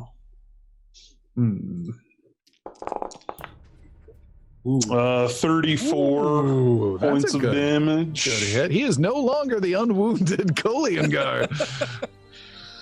And that's Palik's turn. Okay. Get him, Xander! Yeah! Xander, would you like to get him, my dragon friend? I'm gonna get him! Xander is going to fly up and past, be up behind. So he's flying north to skirt past the giant worm so that he can throw his own cone of damage. Nice. All right, breathing fire. As he does a fire breath. So reflex save. Is that right? Correct. This will be All right. Okay, so 30 feet is bigger than I thought it was. So let me Yeah. just adjust my movement here. Show us the cone. Just adjust the cone. You should be fine. Yeah, you're going to be fine. You can angle that perfectly. You should hit the other guard too. Oh, Yeah, that's true. That was the idea. Is Oh, okay. I got you. I if got you. I I fly see, I back see. just a little bit more, then I can make sure I get all three guards. Oh, I see what you're saying. Which means that this guy is going to go up here. There it is. Yeah, and then that's adjusted. Nice. Perfect. Missed Palik, Barely too. missing Palik, catching 3 enemies. Definitely will singe your hair a little bit. Using the virtual tabletop too. That's maximum. I love Maximum Dragon potential. Xander. All right, and I guess they will have a saving throw. Sorry, the breath weapon was hiding from me a second, so let me just confirm what that is. It's a lot. It's really high. You could just say they'll automatically miss it. That's probably true. But the save is all the way down in dragon form. Whew, made it. Okay. And then What's see the any save? rolls. That it's not showing me spells. It just says breath weapon. Okay, wait. DC, my spell DC, so it's 29. Okay. One guard fails. The other Colium guard critically fails. And the frostworm, though, you see instantly react with freakishly high reflex, but dodges the wrong way and gets hit and fails. All right. So the damage that comes across is 10d6 for totaling 47 points of fire damage. Okay. 47 points of fire damage, wounds pretty heavily one of the guys. The wounded one next to Palik and Piercy is flamed alive. The one you barely caught in the fire is slain and screeches. I got to do a little bit more fire damage because of their vulnerability to it.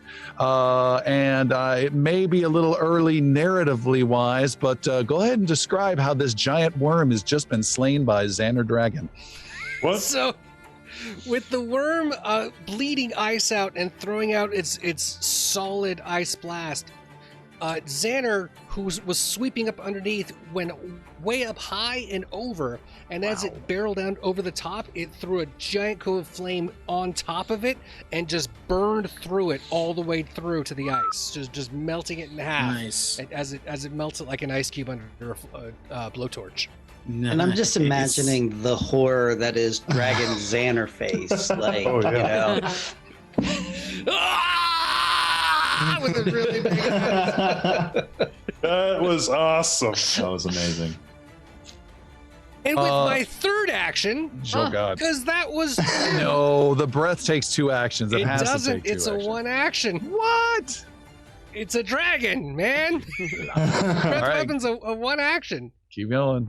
Xander's going to blast a second time. At the- No, you can't use it for 1d4 rounds. Oh, that's right, for 1d4 rounds. That's right. So, he'll move again, and Xander starts flying down towards the whoa, that's not flying, that's a cone. Get rid of that. Xander will fly south and swoop in on the dragonkin that are down there. All right. The giant worm, as it dies, there is also a massive explosion of ice around it. It is not done punking you guys. Xander can't help himself. Everything blows up, whatever he touches. And it has the death throes ability. There is a huge explosion 100 feet in distance. So everyone is caught up in it except for Master Yaru. Oh my god. As searing cold blood flies out in all directions for heavy damage. 31 reflex saves for everybody. Percy's going to use Charmed Life, which for his roll gives him a +2 circumstance bonus. Okay.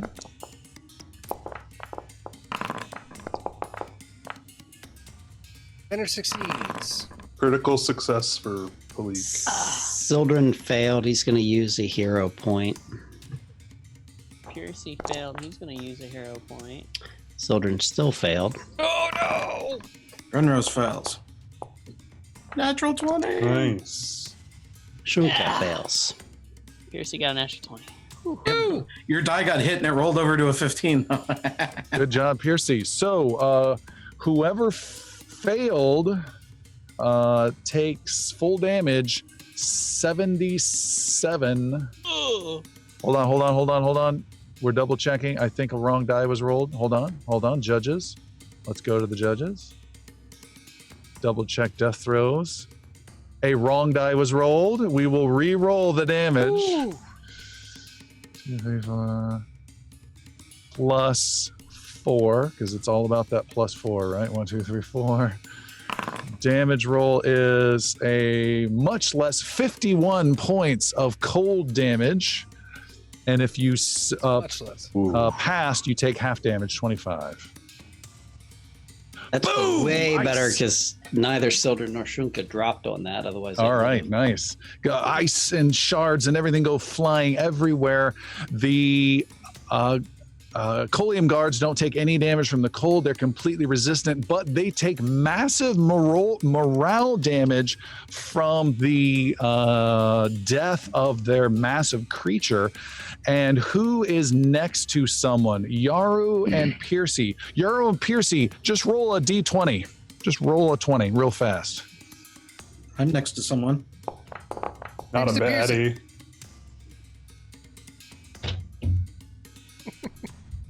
Do the thing. Come on, Julie. Piercy, what'd you roll? 6. 6. Piercy, take 10 points of piercing damage. I rolled a 6 as well. Yaru as well, take 10 points of piercing damage as we fast forward this flight as these creatures try to get out of there and flee out the northern door.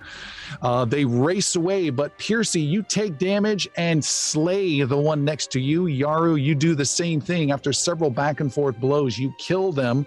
There is one that in the middle that was not next to anyone that will try to get away. We will have a dragon in the group. Make a 20-sided die roll, please. Twice. And take Piercy, the that's best roll. 5 less because of the stone skin. First roll is a 4. Second roll, This is just Come overall on. chaos. 17. And the dragon swoops down and kills it right before it gets out the door. The dragon takes no damage whatsoever, and all the enemies have been slain. You did hear some pounding earlier on the stone wall to the south, but that has stopped, and the room is quiet. That Roar! went easier than I thought it would. Roar! Good job, dragon. Is there any, Roar. I'm assuming these guys haven't been leaving anything behind. They have not. I'm assuming Yaru. the worm didn't leave anything either. Children's healing Shunka is sort of his first thing. Yaru just flies up to this dragon and is just like, Well, that was pretty cool. Roar! No, we have more behind us, but I do see a and door then from here. the feet or the golden wings dissipate. And I land back on the ground. Right. There is a door. There's some I doors. can see between the pillars. Yeah, North. let's get after it. Is I there don't just see a any- single exit out of here to the north? Maybe, Correct. Just that I see. maybe And- they should heal some wounds first, yeah? Yeah. So let's get up to the northern passage, and then we'll do some healing real quick. Xander, use your wand, buddy. Yep, was about on that. Who am I Who am I hitting? Heal Piercy. children. I'll heal myself and Brenrose. We still have vital beacon, so let's use that. Xander will cast the. Yeah, I'll Who's touch. moving the Touch creature? Sildren. Touch me, baby. Where are you? Get to the door. All right, so here is touch 1. Whoa. So that's for Yaru. Did that come through? 27. Yeah. Oh, okay. It's coming up Or it as was as Shunka because Sunka. I'm Yeah. highlighted on Shunka's. I'll also swipe your robes. Bleak will. It's gonna be 16. Nice. Brenrose, you want to get in on this? Sure, I'll give you a touch. So weird. 25. Will help. And then Sildren will heal himself for 15.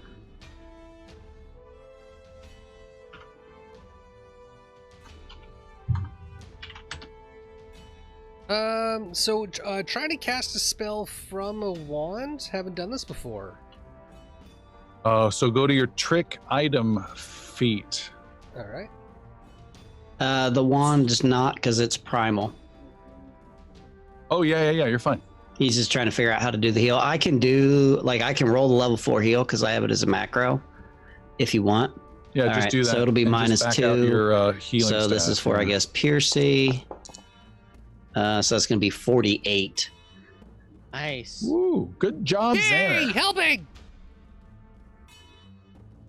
And then that reflects back with a smaller heal to Xander. And then Sildren will cast level 4 heal on himself. No, hold on. You got to roll the reflection, the one action, third level to Xander himself. Oh, third level to Xander, sorry. One action. That's going to be -2. That's 27 for that, because that's less, because my staff of healing's in there. So. All right. Thank you. I like this wand. I feel better. And Sildren's doing a level 4 heal on himself. For 51. And Sir Brenrose, how many hit points are you down?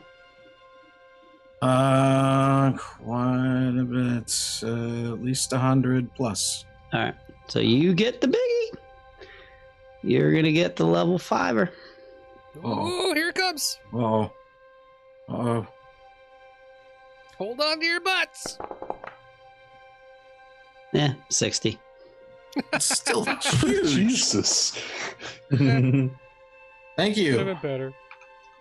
And that is all of my possible heals. I'm sure that we're fine now. Oh, of course we are. Totally fine. Why is there an uninjured Cordium guard next to me?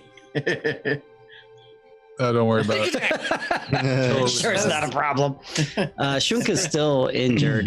Do you have a lay on hands? Yes, this is my perfect and only time I get to bond with the animal in the group. I will absolutely burn that for the sake of Shunka. So that is 36 healing, and lots of little scritches and rubbing behind the ear. It's many lay on hands. Who's a good boy? Who's a good boy? Shunka's just batting his back leg. There's a lot of healing power used right there, guys. And holy moly. So as Xander turns back into Xander, Yaru sees these two doors here and just says, Xander, this is your choice to make. Which path do we choose? Dude, let's check those doors out first. That's what I'm asking. I know, but let's make sure they're not going to blow us up if we open them. 6 plus 15. Make a perception roll. Blow up. That's a good idea. 35. That's a pretty good roll. Totally fine. Yep. Your choice, Santa. I'm assuming they're just a pair of doors. It's not I thought there were a pair of doors. ways. Oh, is it? Okay. Yeah. Yeah, Xander will push through. Xander opens the door and heavy snow comes flowing in as you are on the outside of the fortress facing the giant span. It is about 50 feet wide, half a mile long. This is a bridge and it is 80 feet tall over an icy cold ocean, the likes of which you don't want to be anywhere near down below. Heavy snow falls.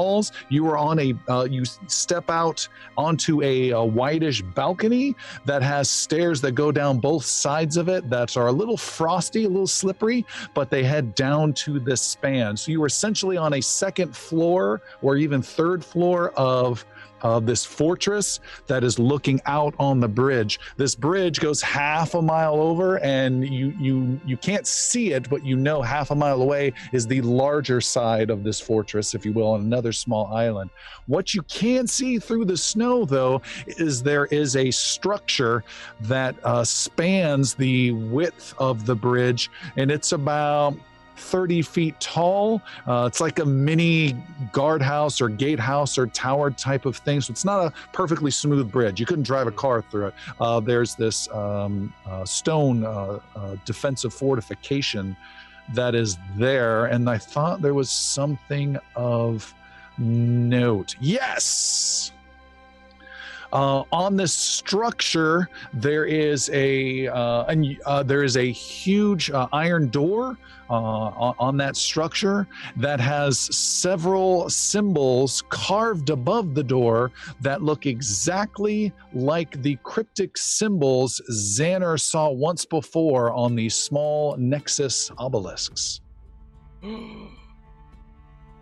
Oh my gosh! Oh my gosh! Oh my gosh, you guys!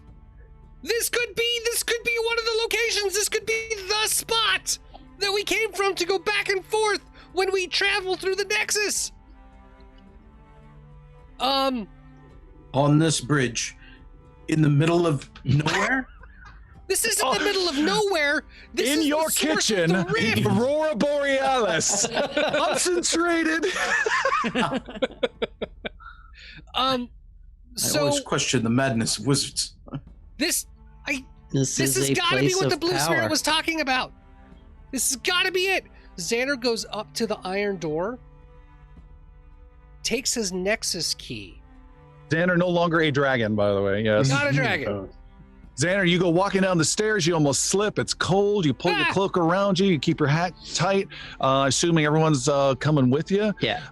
And you walk over to the door. The door seems to have some weird portcullis type concept where there are two huge big chains that end in wheels with rotating rods around to rotate the wheels, is what you see. Xander, I interrupted you. What are you doing? Oh, that's okay. So understanding that, is the door, you said it's like a portcullis, so is it down? Is it like a lower door? You don't know. It just has that vibe with these chains coming out towards you. Two chains. Gotcha. Okay.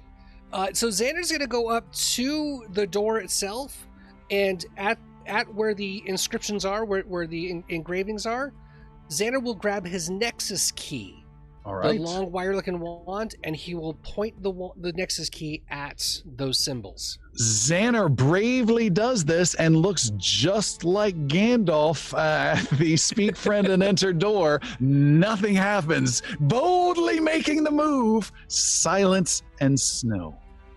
What is the elfish word for friend? The Elvish word for Nexus. Moloch! Nexus! Cynic! Dang it! Okay, Xander puts the Nexus key away and tries to find a way to open the door. Okay, you start looking around. You see no means to find a door handle and no seam either. It's here. There's something here. What can we do to help? Follow the chains. Where do those go? The chains come out tall. The door is pretty darn tall. It's like 25 feet tall, and the chains come out from near it in the wall and then come down at an angle about 30 feet out towards you, if you will, towards where you came from, on the sides that end in wheels that have rods that stick out of them. Big spools, if you will. That seems exactly like what we were looking for. Verenn tries putting his back into it and slings the shield and grabs for the spool and tries to start Slings the shield is Slings just the floating above there. around Gotta the give me wrist. this. Just give me this. He slings the shield heroically. No, more like a blonde flipping the hair Like back. a dinner plate tossed over the shoulder.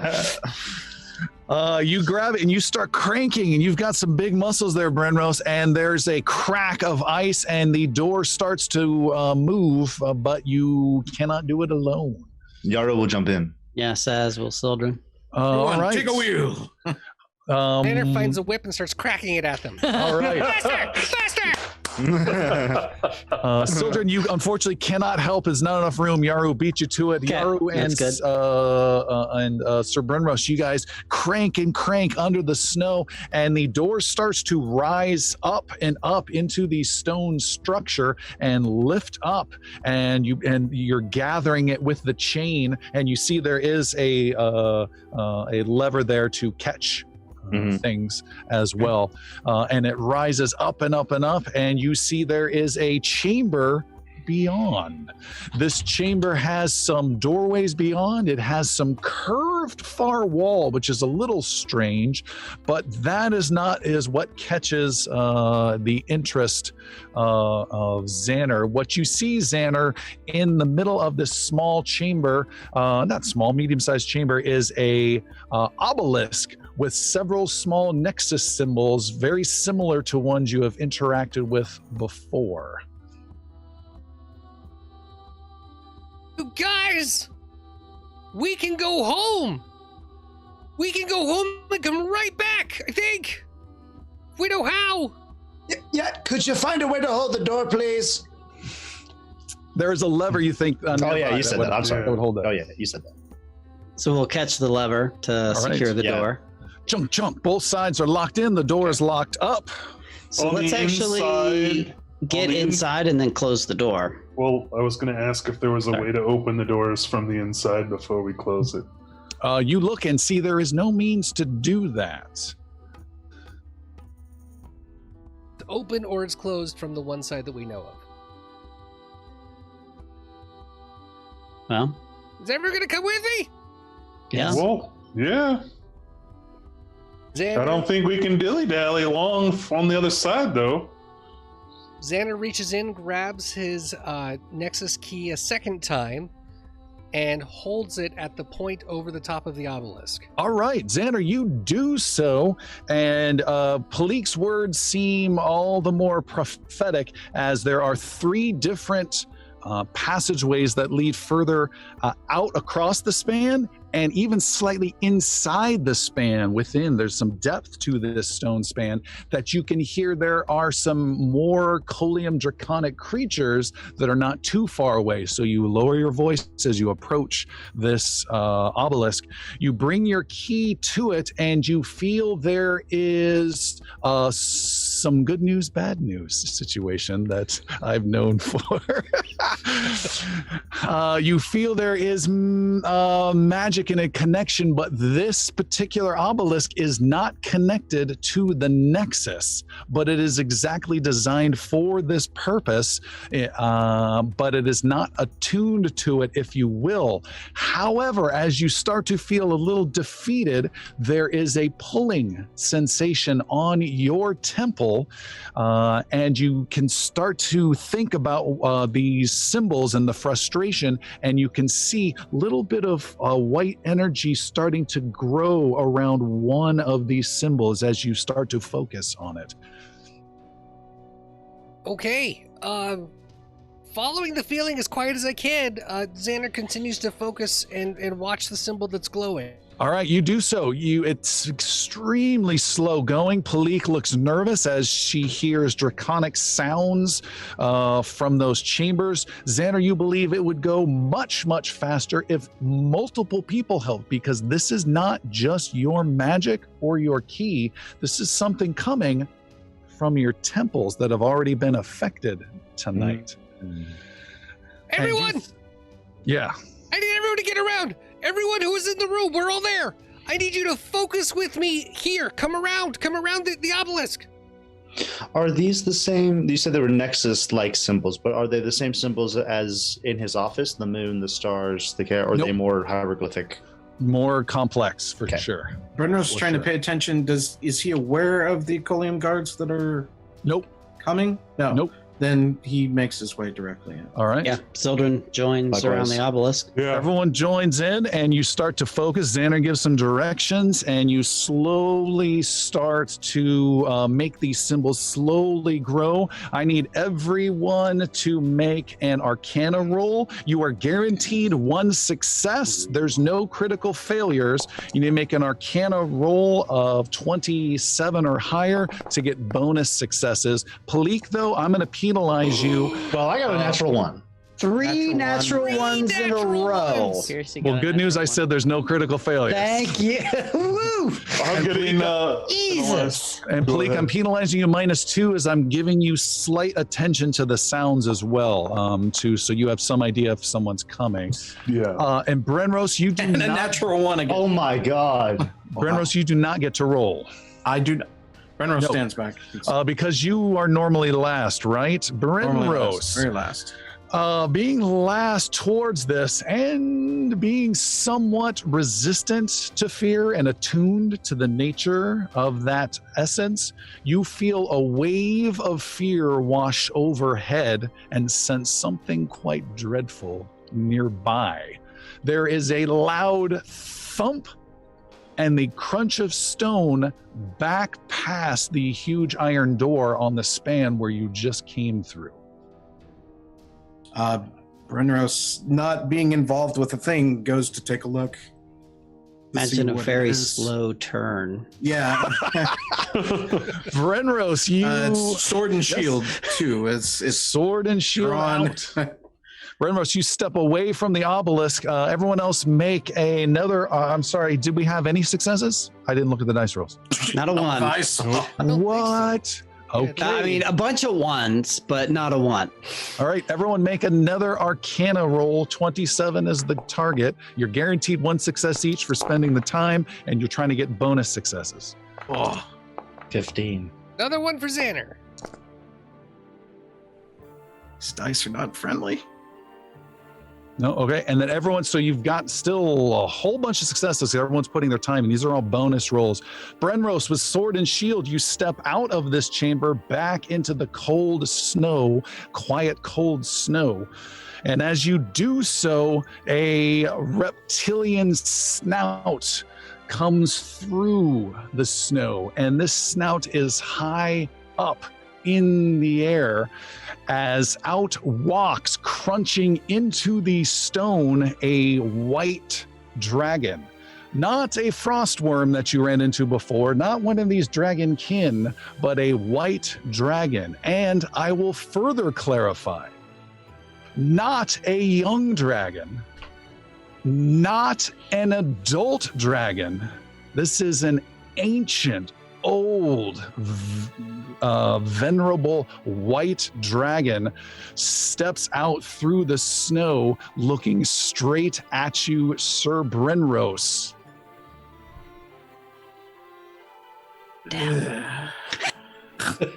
What is the group doing that I'm aware of? The group is focusing on trying to get a way out right now, and that is the current situation. You are within 20, 30 feet of this head of this dragon. You can't even see the rest of it because of the heavy snow.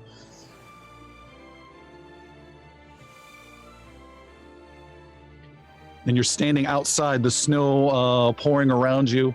You're outside the door, they are inside, and yeah, what do you want to do or say? The dragon is staring at me, or is it just scanning about? It looks behind you, cocks its head. You think maybe even smiles. You're not sure what a dragon's smile is, and then it turns its attention to you as though it's just waiting to deal with the likes of you. Can I Concentrate just a recall? little. Can I recall knowledge on what I might know of ancient dragon kind? Or Make old a dragon kind? you can make a shucks. I'm gonna make a roll for you because it's kind of secretish. All right. Sir Brenros, going to your skills. Where's your skills? There's your skills. I am rolling your skills. And you have no information at all. I'm sensing dread, and this is not good. Make That's just you. You also need to make a roll, please. This is a willpower roll as you sense fear emanating strongly from this dragon. 31. Your target was 34. You are frightened 2. I don't want that. I'm going to use a hero point and re-roll that. Good luck.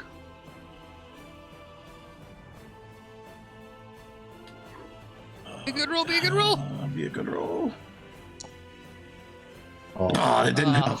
Still frightened 2 or worse? That's a 23. critical failure. You are frightened 4. Frightened 4. 4 off of everything. You're trying to hold it in. You're a man of discipline, but this creature has this frightful presence. But keep in mind, you also have some ways to get rid of fear. Yeah. Well, initially it goes from a 4 to a 3 immediately. Oh, nice. So that'll help. good thing you brought your bronze armor. Good thing I brought my bronze armor. Diapers. All right. Almost there, everybody stay focused. The dragon speaks to you. To me? Yeah. All right. The dragon says, a simple guess. Mercenaries, looters. No. Champions, so-called defenders of the realm. You know much. Why are you interested in us? I have no interest in you. You are food. You defy me in no way. You have no fangs. You stand for nothing that I cannot take. I'm checking on the group again. Are they Group, making progress? make Arcana rolls. You gain one for each of you. You gain Arcana progress. You need. Oh my god. I'm just going to spend a hero Oh my point God. for his. What's our target? 27. 27? Oh, yeah, then Sildren succeeded. Tanner succeeds again. Good. You Sildren are- succeeded last time, too, I think. Okay. Yes. Yeah. Hold on. So that's 2 extra successes. For Sildren's way. Changing that. Okay. Good. You guys are making progress. Sorry, Brenros. You are clearly old and of a much older world. Food could be sought elsewhere. You do not need us. We only seek the knowledge that was here, and now we are gone. We are to leave. Brenros, you see the creature look past and cock its head behind you again. A quick, like nanosecond glance over your shoulder shows that you definitely need to somehow delay this thing because your friends are taking their sweet time. They're making progress. But this thing is about to do some devastating trauma. It says, it ignores what you say. Before I kill you, know this, Knight of the Plains.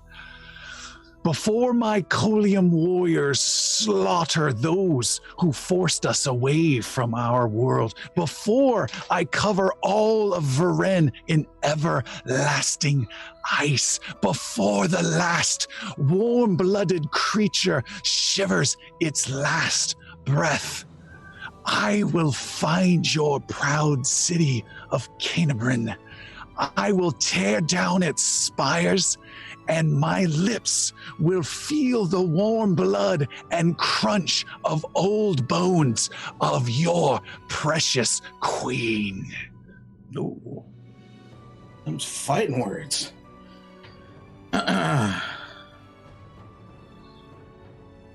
Okay. Then do you have a name? I am Char Ice, your devourer. The creature takes a almost playful but vicious bite, not even unleashing its most powerful weapons. By the way, this has been a little bit of time. You have some fright resistance, yes? Yes, 1. Every time it's my turn. And then there's a natural one built in. Your Natural fright one goes built down in. by 2. Yeah. So All yeah. right. It lashes out to attack you with its jaws snapping just casually almost with a shoot, hold on, I lost it. God darn it, where'd it go? There we go. A 39 to hit. 39 will hit. Okay. It does 57 points of piercing and cold damage. All right.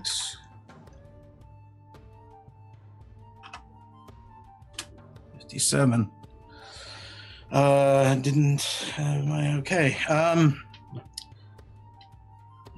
Brenrose takes the hit, tumbles around in the ice a bit, and then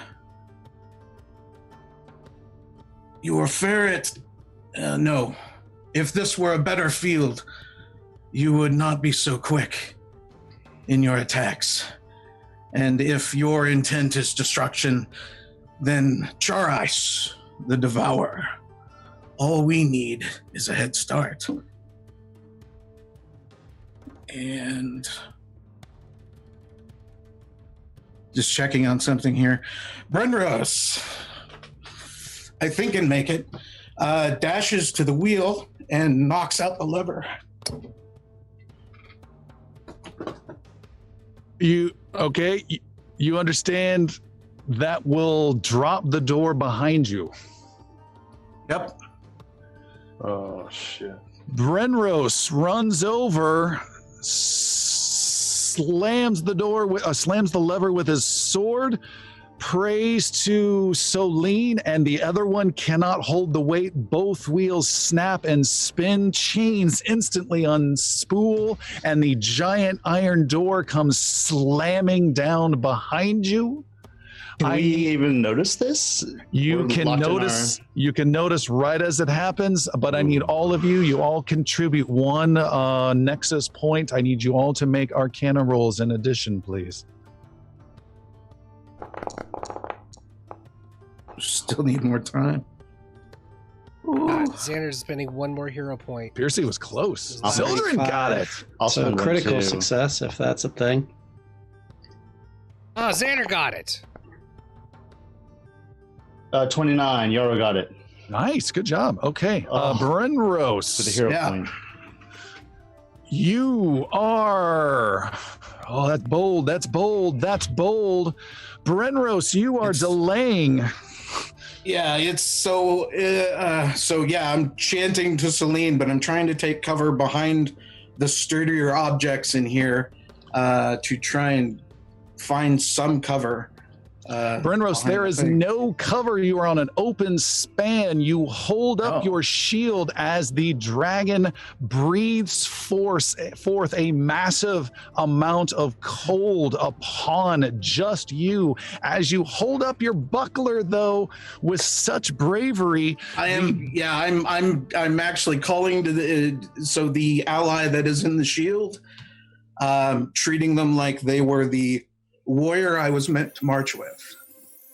the shield extends in shape and takes a ghostly golden image of the former golden shield of Solene that is wrapped around and now in front of you as though the ice still hits. Make a basic reflex save of 36 or higher, not your forte, as ice just hammers across you. Reflex is 32. You take 58 points of cold damage raking across you. I am still standing and I'm pushing through the ice towards the dragon. This is the shield going forward and the sword, which is also a divine ally. I also call to it to at least get one juicy bite of this ancient creature. You understand, you're super committing to this. You have 12 hit points left according to my math. And the door that's closed. All right. Yaro, you had asked about this, by the way. You guys are very, very close, you think, with this Nexus effort. But you have a feeling that the fate may most likely already be sealed on the other side of this door to protect the lot of you. Make Arcana rolls, everybody. Oh my God, I'm getting choked up. God. 35 for silver. There's some big numbers. 17 for Yaru. Natural one. Soldrin got it. Everyone contributes one. Piercy's rolling a whole bunch of times. I don't. My Pulls screen is Piercy. all locked up. I don't know what's. Oh. I don't see anything. 24. You did not get it. Okay. But you are still contributing 1 as well. These symbols are really starting to grow in power. Xander, your key is starting to twitch a little bit. Brenros, your fear is now gone. You are face to face with the creature. It is rearing up its head and is about to do some massive, brutal chomping before destroying you and then tearing down that door with ease and tearing down your friends. But what would you like to do? It is frost, and I've got this protection from Celine to a degree, and it's Brenros just sword pointed at the creature as he makes a charge into it. I defy you and your intent. In the name of Celine, I smite you. And charge forward, trying to get the blade to just lick into the creature a little bit to let it know. Make an attack roll with +4. Woohoo! Good luck. Come on, baby. +4 is 44 to hit. 44 is a hit. Oh, nice job. For 14 points of Celine damage. Oh, it is exactly as you described. It is not a deep wound, but it is a bold wound as you slice into this massive ancient dragon, and it recoils a bit in just shock, and what as you draw blood from it. Freezing blood disgorges upon you. There is no roll allowed. Oh, I think you're fine. It's 11 points of cold damage. I am fine with 1 hit point. With 1 hit point. You have 2 more actions remaining, sir. And by remaining, I mean remaining.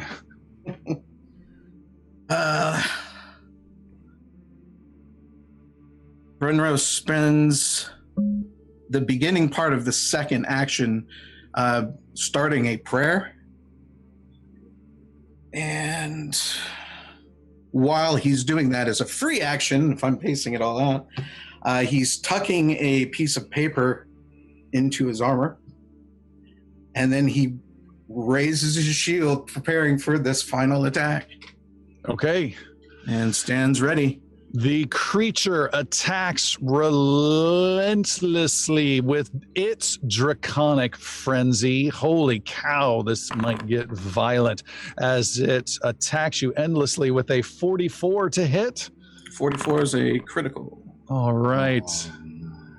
That is 70 points of damage. I am unconscious. There's another brutal hit that is a critical, so that's 2 more dying, so that's dying 3. He was put into a critical, wasn't he? Yes. Yeah, Oh wouldn't it shoot, be that'd be dying dying 4. Dying 4. I was wounded 1. I'm dying 5 presently. You have Die Hard. Yep. I do have Die Hard, so I'm technically still alive.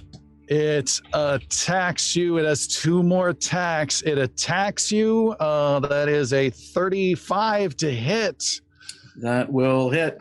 Sir Brenros, you are barely conscious, the dragon clawing, raking tail, your body crumpling, your armor giving in, your golden shield of Celine shattering in magic before you. You are dying, your life leaving you. You have one last moment to say one final thing.